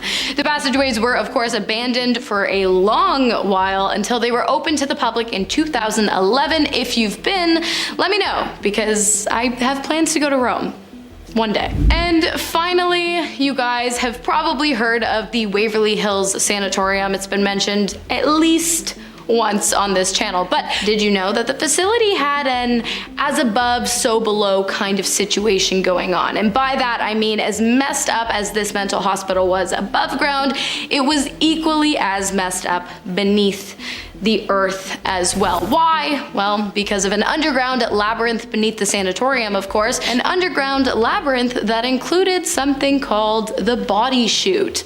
But let's take a step back for a moment. The Waverly Hills Sanatorium was a massive hospital used to care for patients suffering from tuberculosis in the early 1900s. At least 63,000 patients died on the grounds. At its peak, the sanatorium was vastly overcrowded, housing 400 patients in wards designed for a maximum of 40. Treatment methods were barbaric, and patients were dying quicker than the hospital staff could deal with them. And so an underground tunnel was used to remove dead bodies from the institution and keep them out of view of the fragile living patients. Bodies were brought through the chute into the underground tunnels of the facility and left to rot. So I guess it never really, oh Jesus. So I guess it was never really a city where anyone lived, but rather a city for the dead, discarded and forgotten. Pretty grim stuff. There are tons of abandoned mansions on what is often referred to as Billionaires Row in London. But one of them has a particularly dark history. One of these mansions, Kingsdean, was used by one of the creepiest cults in history, the Children of God, now called the Family International. If you feel like getting a good night's sleep tonight, this is a cult you're gonna probably want to avoid hearing about. The group was founded in the late 60s by dirtbag David Berg, who later became known as Moses David. The group mixed evangelical Christianity with free love ideology, regardless of age. Female members were encouraged to use intimacy in order to recruit new followers. It was highly exploitative, especially of course when it came to young people who had been born and raised within the cult. Over the years, as more survivors came forward with their stories, authorities began to investigate the COG. Leadership has changed, but the fact that this group is still around in any form is just unbelievable. The house in New Jersey where this next awful tragedy took place burnt down in the 70s, but the property is still said to have a lingering dark energy about it, and it's not hard to see why. This case is pretty grim, and the new home is pretty much identical to the old one. So in 1971, a man named John List killed his wife, his mother, and 2 offspring, all in the home. Then he left the house, went to his son's soccer game as if nothing had happened, and then killed him too once they returned home. Then he brought all the bodies into the ballroom, lined them up, cut his own face out of a family photo, and left the scene. Authorities later arrived at the home to find the bodies. All the lights were also on and the radio was blaring, tuned into a Christian radio station. John List wasn't caught until 1989. He'd fled to Denver and taken on a whole new identity. He'd even met a woman there who he'd married in 1985. The Winchester Mansion in San Jose, California is not only said to be one of the most haunted mansions in the United States, but one of the strangest. And not just one of the strangest mansions in America, but the entire world. This place is absolutely bonkers. And that's all because of Sarah Winchester, who is the wife of William Wirt Winchester of the Winchester Repeating Arms Company. When Mr. Winchester died in 1881, the widowed Sarah became a little unhinged, to say the least. She began to believe that the people who'd died at the hands of her husband's Winchester rifles were now haunting her. So she started hiring workers to come in and build all these add-ons to the home, very few of which made any sense at all. The purpose? To disorient and confuse the ghosts that were apparently after her. The Winchester was always under construction. Maze-like hallways and staircases were built, leading nowhere. Doors were built for no apparent reason, and it just went on and on. The place is one big confusing nightmare, like an AI algorithm just took over with the design, not actually understanding the purpose of a home. That's a place I kind of want to check out, to be honest. Elda Castle in New York looks like a witch's house from an old fairy tale, not on the inside though. Graffiti covers the walls as the place has been abandoned for decades. There's been a rumor floating around for years that Elda Castle is cursed. The castle was the brainchild of David T. Abercrombie, the dude who helped kickstart Abercrombie and Fitch. He and his wife, Lucy Abbott Kate, were like, let's build a huge mansion. So they did, in the roaring 20s. But then, just as the paint dried and the mansion was all set, tragedy hit. First, their daughter Lucy died in an accident at her dad's factory. Then, Mr. Abercrombie himself died of rheumatic fever right there in the house. So Lucy Abbott Kate moved away with her oldest daughter. After Lucy Sr. split though, Elda fell into disrepair. Over the years, a bunch of different people have tried to fix the place up, hoping to bring it back to its former glory, but each time they've been hit with rough patches themselves. Maybe this is a place that's just better off left alone. And finally, we have the Mudhouse Mansion in Lancaster, Ohio. This is just one of the many spooky spots in the great state of Ohio. An old, creepy house with a history full of equally eerie tales and urban legends. It was originally built back in the mid-1800s, a fancy home for a rich family, but as years passed, the mansion started to fall apart. Eventually, it was abandoned and left to rot. Over time, though, people began to tell stories about the mansion. One of the creepiest stories is that the family who lived there met a tragic end inside the mansion. Some versions of the legend say they were killed by someone. Others claim they went crazy after an evil entity attached itself to the house and tormented them. There's even a tale that Bloody Mary herself was born here. In 2015, the mansion was torn down, but that hasn't stopped all the stories. Some folks say they still see ghostly figures wandering around the area where the mansion used to stand.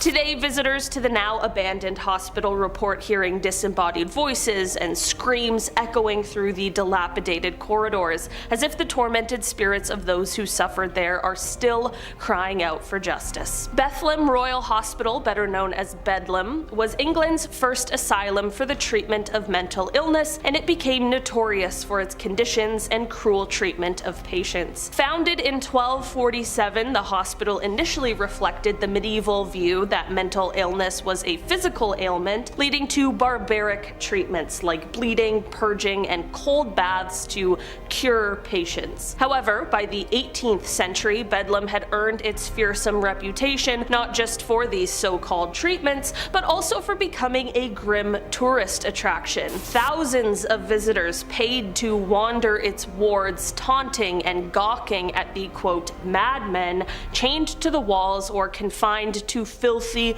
overcrowded cells. The conditions inside Bedlam were appalling. Patients were often found naked, restrained in chains, and forced to endure the freezing cold with little more than a thin blanket. One of the most infamous incidents involved James Norris, a patient who had been chained so tightly to a wall for over a decade that his muscles atrophied. Bedlam also became a spectacle of human misery, where the curious public could watch inmates rattle their chains and scream, creating a chaotic environment that did a lot more harm than it did good. These inhumane practices, coupled with the hospital's lack of oversight and accountability, solidified Bedlam's reputation as a place of cruelty and despair, where recovery was unlikely and suffering was just the norm. Sai Ying Pun Psychiatry Hospital, known today as the High Street Haunted House, is one of Hong Kong's most terrifying places, steeped in a dark history that combines colonial medical practices with wartime horrors. Originally the city's largest mental health facility under British rule, the hospital became infamous during World War II when it was reportedly taken over by Japanese forces and used as an execution site for prisoners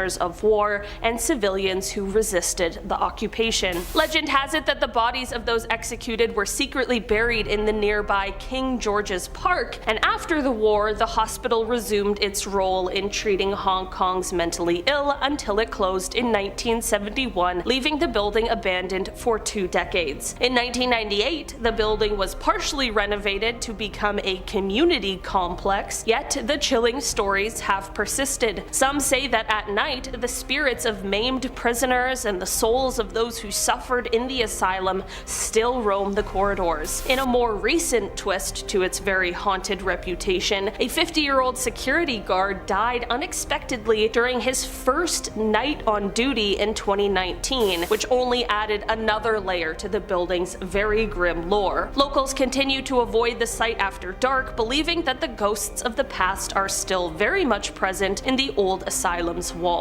For the inhabitants of New York City during the Gaslight era, Bellevue Hospital was a name synonymous with dread and despair. This hospital wasn't just a place of healing, it was often seen as a grim last stop for the city's most vulnerable residents. The chances of leaving Bellevue once you entered were slim, and many who crossed its threshold never came back. Founded in 1736 as an almshouse, Bellevue became a refuge for the city's poor and desperate, including immigrants, the mentally ill, and the terminally sick, crammed into overcrowded wards where disease and death were constant companions. Conditions were so dire that nearly half of all patients undergoing amputations died due to infections festering within the hospital's grimy, disgusting walls. However, the hospital's psychiatric ward was perhaps its most feared area. Established in a red brick building constructed in 1931, this facility became infamous for its brutal and experimental treatments. Insulin shock therapy was first used here, and patients were often subjected to neglect and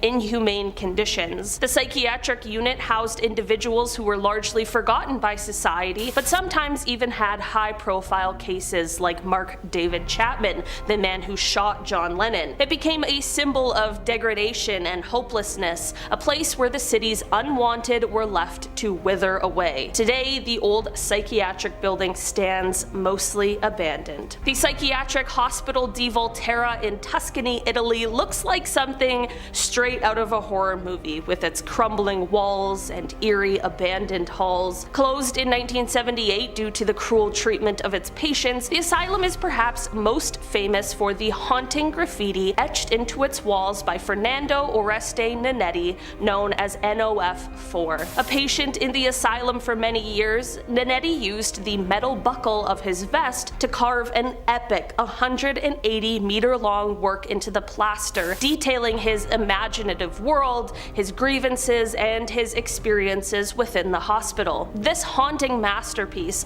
often considered a form of art brut or raw art, is filled with words, symbols, and drawings that he painstakingly inscribed over many years, dodging the watchful eyes of the hospital staff. The hospital's history is steeped in suffering. Practices like electroshock therapy, insulin-induced comas, and sedative experiments were common, with complete disregard for the patient's well-being. In the Ferry Pavilion, the psychiatric hospital's judicial section, up to 6,000 patients were all crammed together with only a few sinks and toilets, and they were treated more like prisoners than patients. Nurses were referred to as guards, and the patients were often sedated, isolated, or subjected to ice baths. Hellingly Hospital in East Sussex, England has a dark and unsettling history, but no story is as haunting as the legend of the Screaming Man. According to local lore, this spirit belongs to a former patient who suffered under the brutal conditions of the asylum. Since its abandonment in 1994, Hellingly has become a magnet for ghost hunters and thrill seekers, all eager to experience its haunted reputation. Many who have braved the decaying halls of the old hospital report hearing the chilling sounds of a man screaming in agony,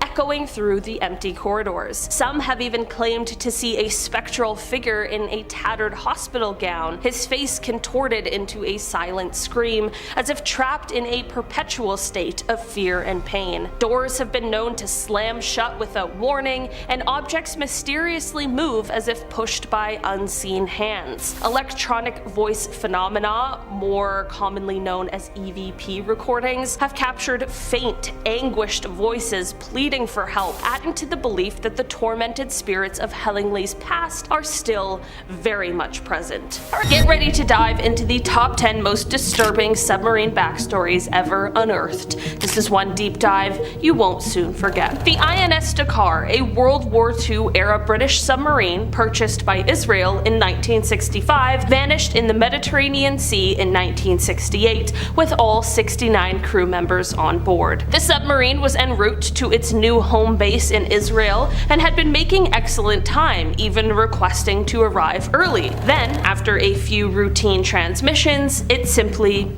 disappeared. An international search effort was launched, but no trace of the submarine was found. Israel insisted there was no foul play, but the disappearance of the Dakar became one of 4 mysterious submarine disappearances in 1968. Years later, a fisherman found the submarine's emergency buoy washed up on shore, but the experts who examined it made some errors that misled searchers for decades. Meanwhile, there were unconfirmed reports that an Egyptian warship had sunk the Dakar. Finally, in 1999, a joint US-Israeli search team discovered the wreckage of the Dakar on the seabed almost 10,000 feet down. The submarine appeared to have rapidly plunged past its maximum depth, causing a catastrophic hull rupture. The exact cause of the sinking remains unknown, but it's clear that whatever happened was sudden and devastating, leaving the crew no time to take emergency measures. The discovery of the wreck brought some closure, but the mystery of what happened to the Dakar in those final moments continues to haunt us. The French submarine Minerve vanished in 1968, taking with her 52 souls. She was last heard from while cruising just beneath the waves in the Gulf of Lion, promising a nearby aircraft a swift return to port. This was the final transmission from the doomed sub, and she disappeared without a trace in waters thousands of feet deep. Despite an extensive search, the French Navy couldn't locate the missing sub. For over 50 years, the families of the lost sailors were left in the dark, unsure of what had happened to their loved ones. The official file on the incident was classified, adding another layer of mystery to the tragedy. It wasn't until 2019 that a glimmer of hope emerged. A new search using advanced technology was launched, and this time, they were successful. The Minerve was found broken into 3 pieces, resting on the seabed. Though the sub was in ruins, the letters MINE and S were still visible on the hull, a chilling reminder of the vessel and the men who sailed on her. This discovery, while very bittersweet, provided some closure for the families who had waited so long for answers. The site of the wreck was declared a maritime sanctuary and a final resting place for the Minerve and her crew. crew. The USS Scorpion was a nuclear submarine, and it vanished mysteriously in 1968, becoming one of only 2 nuclear subs the US Navy has ever lost. The official investigation was inconclusive, leaving the incident shrouded in mystery. The wreckage found deep in the Atlantic showed the sub had imploded, likely from going too deep. But what caused this descent remains a chilling question. One unsettling theory is that a battery malfunction in one of the torpedoes sparked a fire, triggering a deadly explosion within the submarine. Another disturbing possibility is that a malfunctioning torpedo activated accidentally and turned on the sub itself, striking in a horrifying twist of fate. Yet another theory suggests the sub's trash disposal unit malfunctioned, causing flooding and a cascade of failures leading to the implosion. Adding only another layer to the story, some believe the Scorpion was sunk by a Soviet submarine, possibly in retaliation for another incident. This theory claims a spy ring within the US Navy could have leaked the Scorpion's location to the Soviets, but the Navy maintains no Soviet sub at the time had the capability to track and attack a US sub like the Scorpion. Despite decades of investigation, the truth behind the USS Scorpion's demise remains elusive. The unanswered questions and numerous theories contribute to the eerie tales of this lost submarine, making it a haunting chapter in naval history.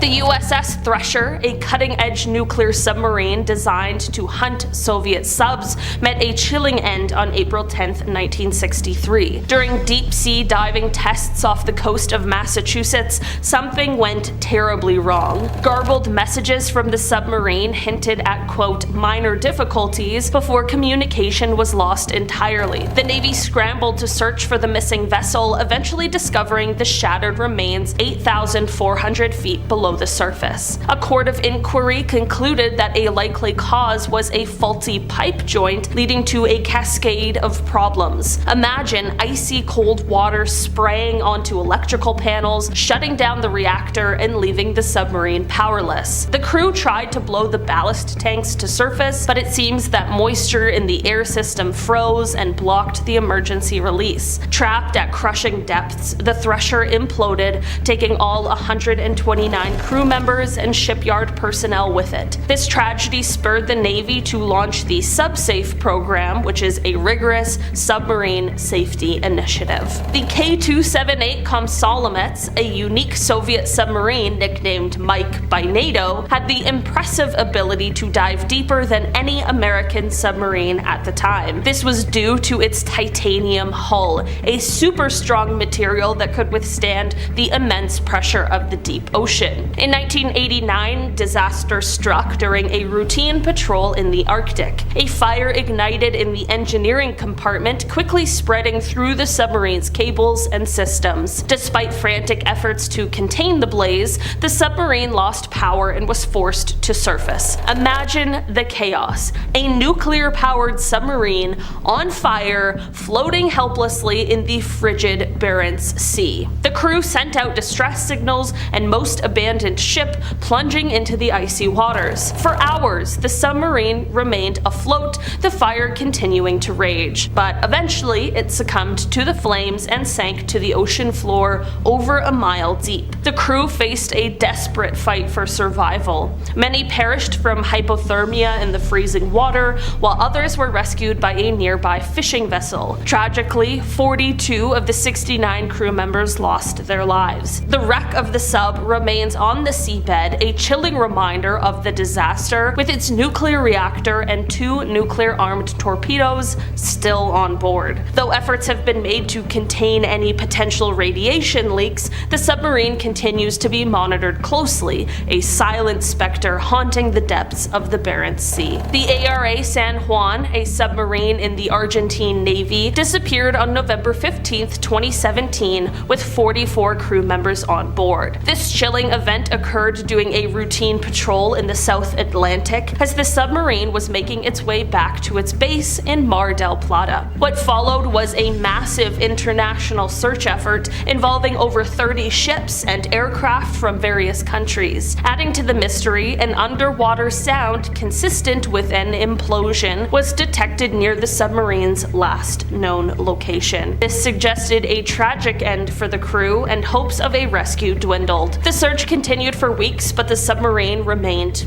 elusive. It wasn't until a year later, on November 16, 2018, that the wreckage was finally discovered by a private company using advanced submersibles. The submarine was found in pieces scattered across the ocean floor at a depth of nearly 3,000 feet. The haunting images of the wreckage confirmed the devastating implosion, ending any remaining hope of survivors. This marked a somber moment for Argentina and the international community as they mourned the loss of the 44 sailors, including Argentina's first female submarine officer. The ARA Santa Fe, originally the USS Catfish, had a long and storied history, starting in the US Navy during World War II, where she hunted for minefields and patrolled the Yellow Sea. After a major upgrade, she served in the Korean War and conducted training exercises before being transferred to the Argentine Navy in 1971. Renamed the Santa Fe, she found herself in the middle of the 1982 Falklands War. Tasked with transporting Marines and supplies to South Georgia, the Santa Fe faced a harrowing attack. A British helicopter spotted the submarine and dropped depth charges, causing significant internal damage. As the Santa Fe limped back to Grytviken, it was bombarded with torpedoes and machine gun fire, injuring one crewman. The submarine managed to return to shore, but the damage was done. The crew abandoned the listing vessel, and the British took control of Grytviken. In the aftermath, a tragic incident occurred. An Argentine crew member, Petty Officer Felix Artuzo, was mistakenly shot and killed while a prisoner of war, becoming the only Argentine submariner to die in a war. The submarine itself, damaged and partially sunk, became an environmental hazard, leaking oil and other contaminants. After several attempts, the British finally disposed of the Santa Fe in 1985, towing it out to sea and sinking it in deep water, ending the submarine's long and eventful life. Picture a German submarine, U-864, is silently gliding through the depths of the North Sea during World War II. It's on a secret mission to deliver a deadly cargo to Japan, 67 tons of liquid mercury, a key ingredient in explosives. The crew is tense, knowing they're carrying a ticking time bomb,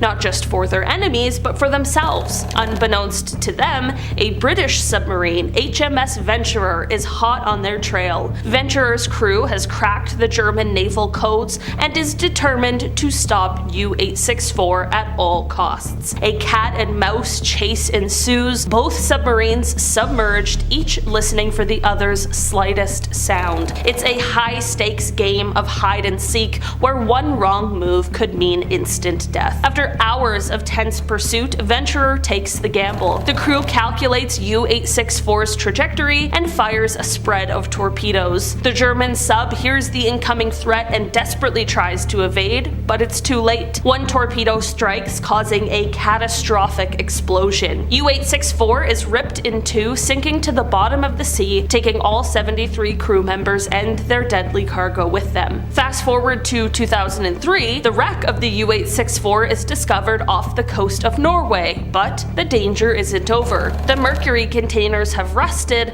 leaking poison into the surrounding waters. It is a chilling reminder of the submarine's deadly mission, a ghost ship still haunting the depths, its toxic legacy lingering on.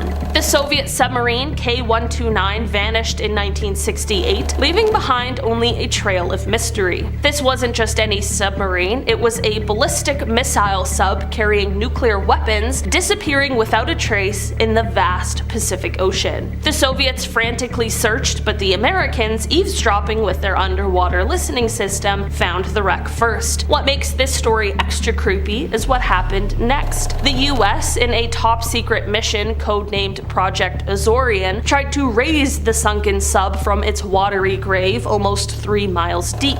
Imagine a giant claw reaching down into the darkness to grab a nuclear-armed submarine, the craziest claw game ever. They managed to lift part of it, but then the claw malfunctioned and a large chunk of the sub fell back to the ocean floor. The whole operation was so secretive that it was disguised as a manganese mining expedition. The US has never fully disclosed what they salvaged, but rumors suggest that they got their hands on nuclear torpedoes and other military secrets. So what really happened to K129? There are many theories, each more chilling than the last. Was it a battery explosion, a collision with a US submarine, a missile malfunction, or even a mutiny? We may never know for sure, but the mystery of K129 remains one of the Cold War's most fascinating and unsettling tales. The Soviet submarine K429 has a strange and unsettling story. This nuclear-powered vessel wasn't just dangerous because of its reactor, it actually sank twice. The first time was in 1983 during a training exercise. Even though the submarine was undergoing repairs, the Soviet High Command ordered it out to sea anyway. During the dive, a section flooded instantly,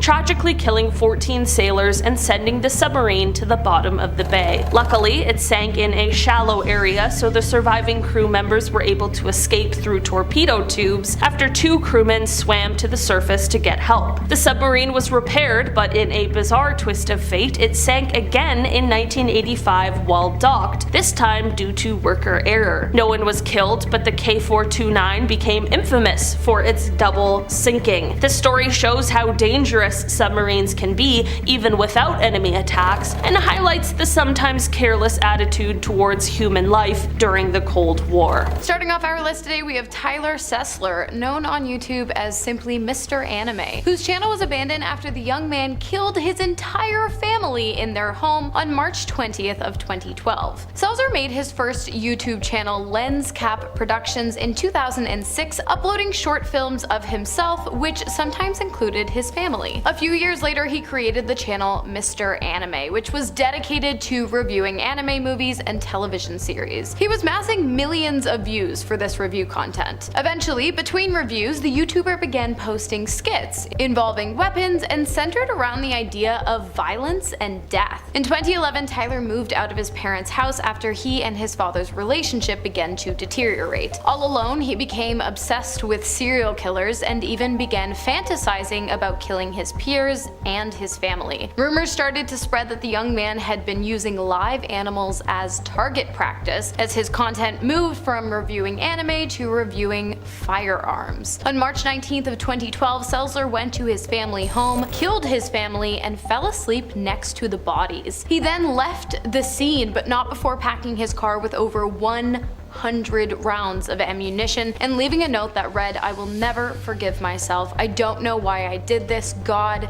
help me." When Selzer was later arrested, he told officers that he had killed his family so that they didn't have to endure the pain that would come from what he had planned on doing next, which luckily he was apprehended before that could take place. Natural Selector 89. This guy was the definition of a cringy edgelord. I know it's kind of cringy to use language like that, but it's just the most accurate description that I can think of. He'd make videos going on rants about people, you know, how they're sheep, we live in a society, everyone is misguided and delusional but me, that sort of thing. Just real insufferable stuff. His real name was Pekka Alvanen, and he was born in 1989 in Finland. His politics were a bit confusing. He believed in some very right-wing ideologies, but also very left-wing ones. He was a big believer in social Darwinism and hated religion, but would refer to himself as being this godlike type being. His first channel was shut down, so he started up a new one called Sturmgeist 89, where he'd make videos criticizing world religions, and he'd also show off his firearms after getting his license. Then on November 7th, 2007, the Jokela High School massacre would take place. Pekka took the lives of 8 people before turning the weapon on himself. Next on our list today, we have Etica, a gaming channel run by 29-year-old Desmond Amofa, who was found dead on June 24th of 2019. He had been missing for 5 days when his body was discovered floating in the water near Manhattan's South Street seaport. Leading up to his death, the YouTuber began straying away from his regular gaming content and sharing explicit videos that fell under the adult genre, shall we say. In April of 2019, he live streamed being detained by the police, but he was not arrested. Rather, he was sent to a mental health facility, which clearly didn't help, seeing as after Etica left the hospital, he said in an interview, "I am the Antichrist. I am the one who brings death to all." On June 19th of 2019, Etica took his own life by drowning himself in the seaport. Next on the list we have Hobie Stobie, aka Stobie the Hobo. This guy was an adventurer. James Stobie was a US military veteran who would post videos of him traveling to different parts of the country on train, but not legally. The whole catch here was that he was a train hopper. He first started uploading videos in February of 2012. He'd travel around, meet various people, and he'd often compose his own piano tracks for the music used in his videos. He was like a train hopper during the Great Depression, only Stobie did it for fun. He loved the thrill of adventure. He uploaded to the channel for 5 years, with his final upload on November 6th, 2017. Sadly, he had died while hopping a train. It's not 100% known how he died, but it's believed he was dragged by a train after his bag got tangled up in it. Stobie was aware of the risks though, stating in an interview with Daily Dot about how dangerous train hopping really is, like trying to get off or onto a train while moving at high speeds, especially when intoxicated. Damn It Boy is next on the list, a channel which was abandoned after Pedro Ruiz III and his girlfriend Mona Lisa Perez were involved in an incident involving a handheld weapon. Originally, the couple shared a channel titled La Mona Lisa, but it wasn't really going anywhere, and so one day they decided to up the ante. Damn It Boy was founded, and the couple formed a plan to make sure that their new venture would go off with a bang. Pedro wanted to release a video of Mona Lisa firing a handheld weapon at his chest, which he would protect with an 1.5 inch thick encyclopedia. Pedro had been practicing by firing at other books prior to filmings in which the projectile did not go all the way through, but it appears as though his calculations weren't correct, because on June 26th of 2017, when Mona Lisa reluctantly raised her weapon and released the projectile after receiving much encouragement from Pedro, and despite not wanting to do it, the projectile went right through the book and into Pedro's chest, and he died before he could be airlifted to the hospital. Mona Lisa was charged with killing in the 2nd degree, and she spent 180 days in jail for her part in his death. It just sounds like criminal negligence to me. That's ridiculous. Brian Joseph Rickard from Indiana ran a gaming YouTube channel called Yote Slayer. He'd mostly upload videos playing Black Ops 2 and Borderlands 2. He began uploading in 2010 and managed to rack up quite an audience. He still holds close to 1 million subscribers on his channel, but his last upload would be on October 22nd of 2013. Late at night, on October 23rd, Brian and 2 friends were driving through Vigo County, Indiana. At about 2 a.m., they drove up to a railroad crossing. The group decided that they wanted to try and outrun the oncoming train, but the driver failed and the train struck the pickup truck. The force was strong enough that Brian and one other passenger were ejected and pinned under the vehicle. All 3 passengers were found dead at the scene. Starting off our list today with Elliot Roger, aka the 22-year-old virgin killer,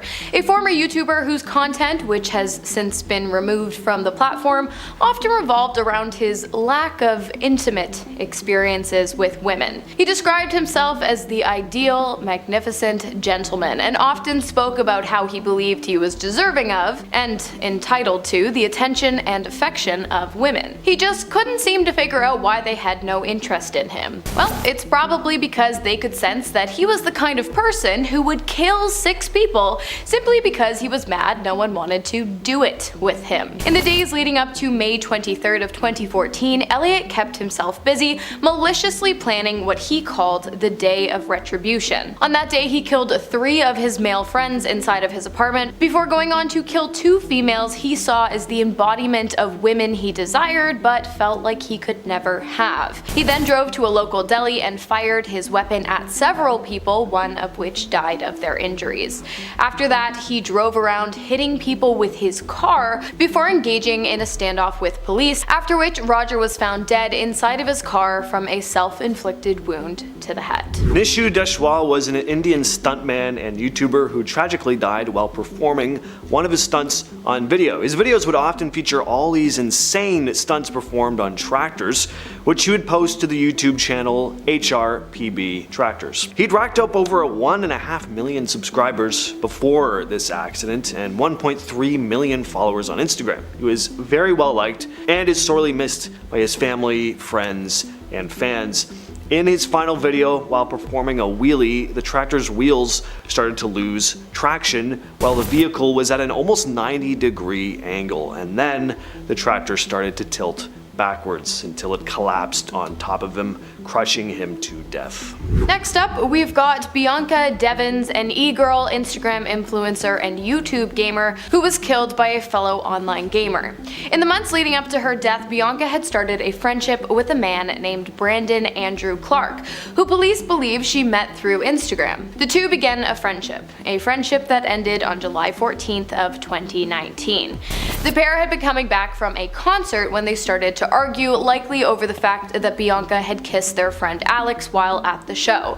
Although Brandon and Bianca were not romantically involved, and her sister even considered Brandon to be a trusted friend of the family's, one of Bianca's friends always believed that Brandon had an interest in her, and even claimed that he often supplied her with illicit substances to entice her to spend time with him in the hopes of entering into an intimate relationship. The argument ended with Brandon slicing Bianca's neck, which ultimately led to her death. After killing Bianca, Brandon then went on to post images of her dead body on his Instagram with a caption that read, "Sorry effers, you're gonna have to find someone else to orbit." Using these photos, police tracked him down and arrested him, after which he was sentenced to life in prison. There's only been one video posted to the YouTube channel Nomadic Static, and that one video has an incredibly dark story behind it. Gabby Petito and her fiance Brian Laundrie were doing a van life journey across the US. Now, the one video on their channel is a short travel vlog style piece documenting the first leg of their trip. They left on July 2nd, 2021, but by August 27th, just over a week after their first video was posted, things took a turn.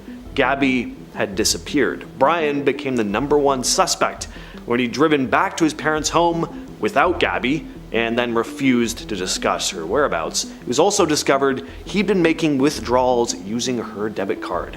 An arrest warrant was issued, but after leaving his parents' home again on September 13th, he was nowhere to be found.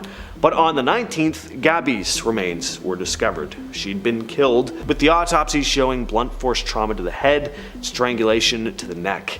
It wasn't until October 20th that Brian was finally found. He had taken his own life, and near his remains was a notebook where he'd admitted to killing his fiancée. The two had apparently been having intense domestic disputes in the months prior. Some of it was actually captured on police body cam footage.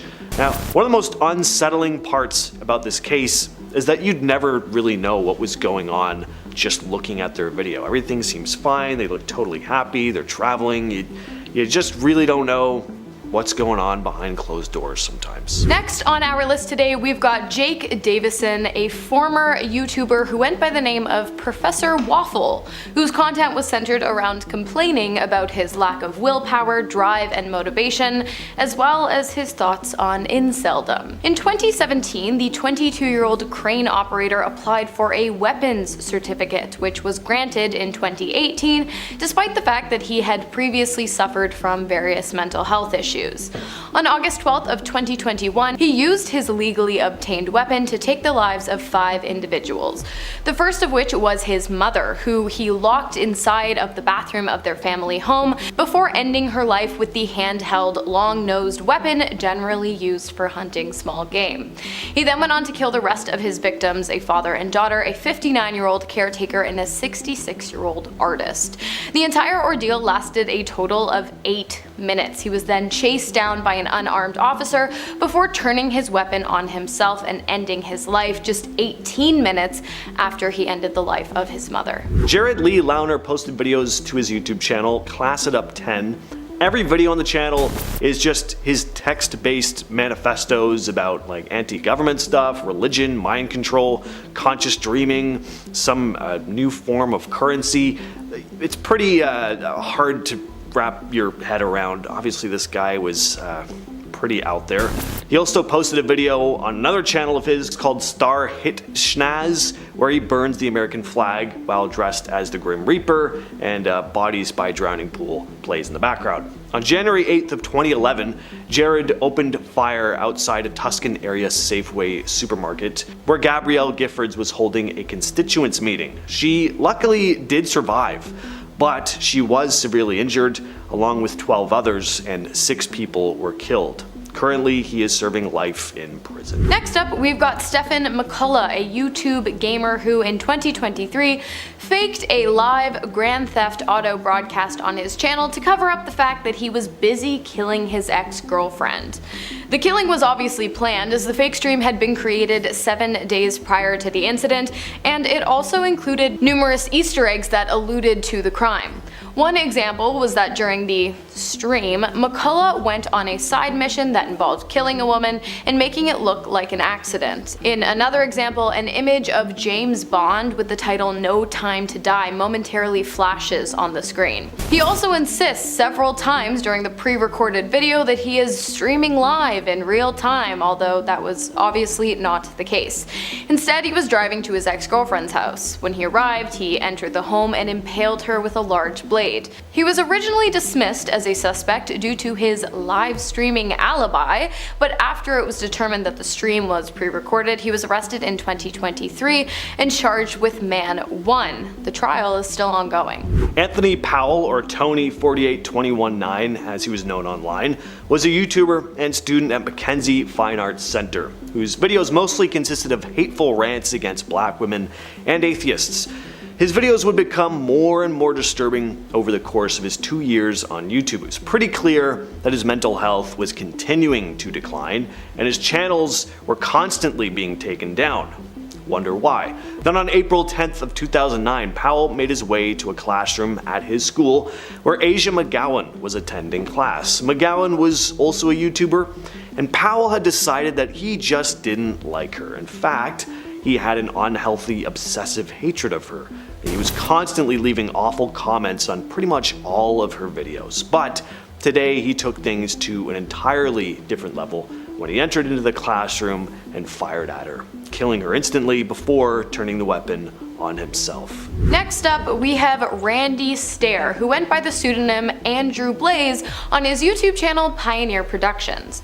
On June 8th of 2017, the young man walked into the supermarket where he worked and carried out a pre-planned attack on his co-workers. He showed up on time for his shift, but instead of getting straight to work as usual, he began blocking the exits of the store, ensuring that no one would be able to get in or out. After he was confident that the area was secure, he reached into the large duffel bag he had brought and pulled out 2 handheld long-nose hunting weapons, which he then used to kill 3 of his co-workers before turning them on himself and ending his own life. A deep dive into Stair's YouTube channel revealed his obsession with mass killings, as well as his plan to carry out one for himself. He described his plan to block the store's exits and target his co-workers in front of surveillance cameras so that the moment could be captured on film.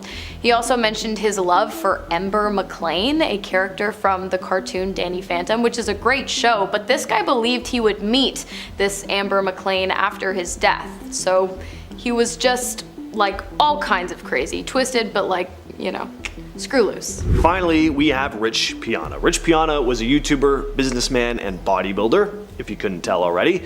He posted workout videos online, which got a lot of attention, not just because the guy was an absolute mass monster, but because a lot of his training tips were pretty unconventional.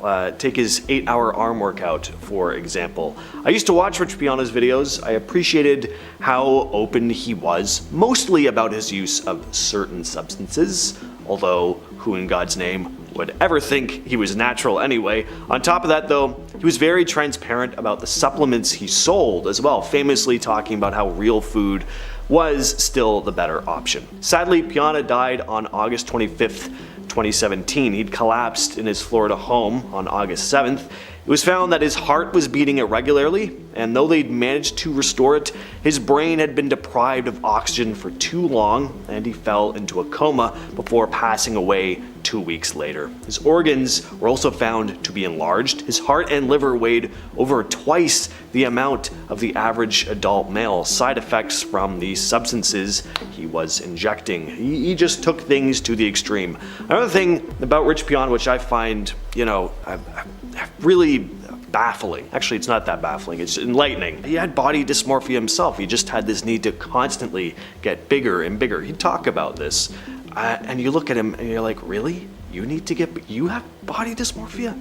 Hey, it's a real thing, folks. Anyway, mental health, very important. Next up, we have Messy Maya, a YouTube channel created by Anthony Barr, dedicated to making jokes, ranting, rapping, and just messing with the general public. Now, if you don't know Messy Maya, but do happen to be a diehard fan of Beyonce, you might actually know Anthony's voice, which was used in the beginning of the singer's Formation music video. In November of 2010, the YouTuber had made a Facebook post in tribute to a friend who had recently passed, in which Anthony used the phrase, "I'll be there soon." And it turns out that was completely true, as just hours later Anthony was hit with a projectile fired from a handheld weapon that took his life almost instantly. His death went viral after a photo of his body was released online, which unfortunately is how many people found out about his passing. A man who confessed to killing the YouTuber spent 3 years in prison and 18 months in psychiatric care before being released after evidence revealed that he was not anywhere near the vicinity of the crime when Anthony died. It turns out that the man had confessed while having a bipolar episode after coming off of his medication, and the true killer was never caught. Next up, we have one of the most disturbing livestream incidents in history, the Replay case. Stanislav Reshetnikov's case is deeply disturbing. In 2021, he was convicted for the death of his girlfriend, Valentina, and the most disturbing part, it was all captured on livestream. Reshetnikov, who streamed online as Replay, broadcast the horrific event live. During the stream, he physically and verbally tormented her, as his viewers paid him to do it. It all culminated in him locking her outside in the freezing cold without any clothes, and when he finally decided to bring her back inside, he discovered that she wasn't breathing. It wasn't the cold that had killed her though, she died from multiple severe blows to the head. Reshetnikov was sentenced to 6 years in a strict penal colony. 6 years, yeah. Now, a Russian penal colony, one of the last places I'd ever want to be, but still, 6 years just isn't enough time for something as harsh as this. Everyone who sent him money during that stream, by the way, they should have been jailed as well. Next up, we have Nassim Agdam, whose channel was abandoned after the YouTuber opened fire at a YouTube company headquarters in San Bruno, California. Nassim was a vegan YouTuber and animal rights activist who often posted videos condemning animal cruelty and promoting a vegan lifestyle. In 2018, she began posting about how she believed that YouTube had been suppressing her videos because they didn't like her content. They being a single employee working for YouTube that she believed to be specifically in charge of her channel. Agdam said that whoever had been designated to monitor her videos was discriminating against her, suppressing her content and not allowing her to make money. On April 3rd of 2018, Nassim drove to the headquarters, pulled out a handheld weapon, and fired it repeatedly. 3 people were injured before she turned the weapon on herself and ended her life. It seems as though police had been warned about the possibility of Nassim participating in dangerous activity, but no effort was made to apprehend the YouTuber until it was too late. And finally, we have the disappearance of Kenny Veach, who had a YouTube channel called Snakebit McGee. So on said channel, he posted a video called M Cave Hike, where he documented his hunt for a strange cave that he'd come across previously. It was located near the Nellis Air Force Base and Area 51, and apparently this cave, which was shaped like an M, had caused his body to vibrate. So he'd posted about this strange cave in a YouTube comment, and then people started, being like, well, why don't you go find it again and film it? And so that's what Kenny did. He didn't find the cave on this particular hike, but he went looking for it again about 2 months later, not on camera this time. He posted in another YouTube comment about how he was going to go on a 3-day solo hike to try and find it, talking about how ominous the cave was and that it was the only cave he'd ever been scared to go in. Strangely, another commenter warned him not to go in the cave, writing, "No, don't go back there. If you find that cave entrance, don't go in. If you do, you won't get out." Now, that could have just been, a troll or something like that. But this comment is kinda eerie in hindsight, because Kenny would go on another hike into the desert in search of the cave, and he's never been seen or heard from since. what happened? Well, most likely he died exploring a cave. Whether it was the mysterious end cave or not, who knows, but I mean, caves can be incredibly dangerous, and he was also alone, so this would be a likely explanation. But of course there are other theories related to the whole Area 51 thing. Maybe he saw something he wasn't supposed to see, maybe he was silenced. Sadly, we'll probably never know what exactly happened to Kenny Veach. Yes, YouTube, you know, it's been around now since what, 2006? Tons of channels. Only 2006? I think so. Oh my gosh. That was 2005, 6, something like that. Okay. But I mean, still, tons of videos, lots of people uploading crazy stories out there. I hope, for one, that we keep uploading and don't disappear. If we go missing, look for us, please. I've been your host, Hannah Thompson. I've been your host, James. We'll catch you next time, I promise. You'll see us, yeah. Want to see more videos like this one? Check out this video next. This video is about scary moments in history that they don't teach in school. Yep, we found all the best facts from history that they can't teach you about in school for obvious reasons, so you can learn them from us instead. Click the video now to find out more.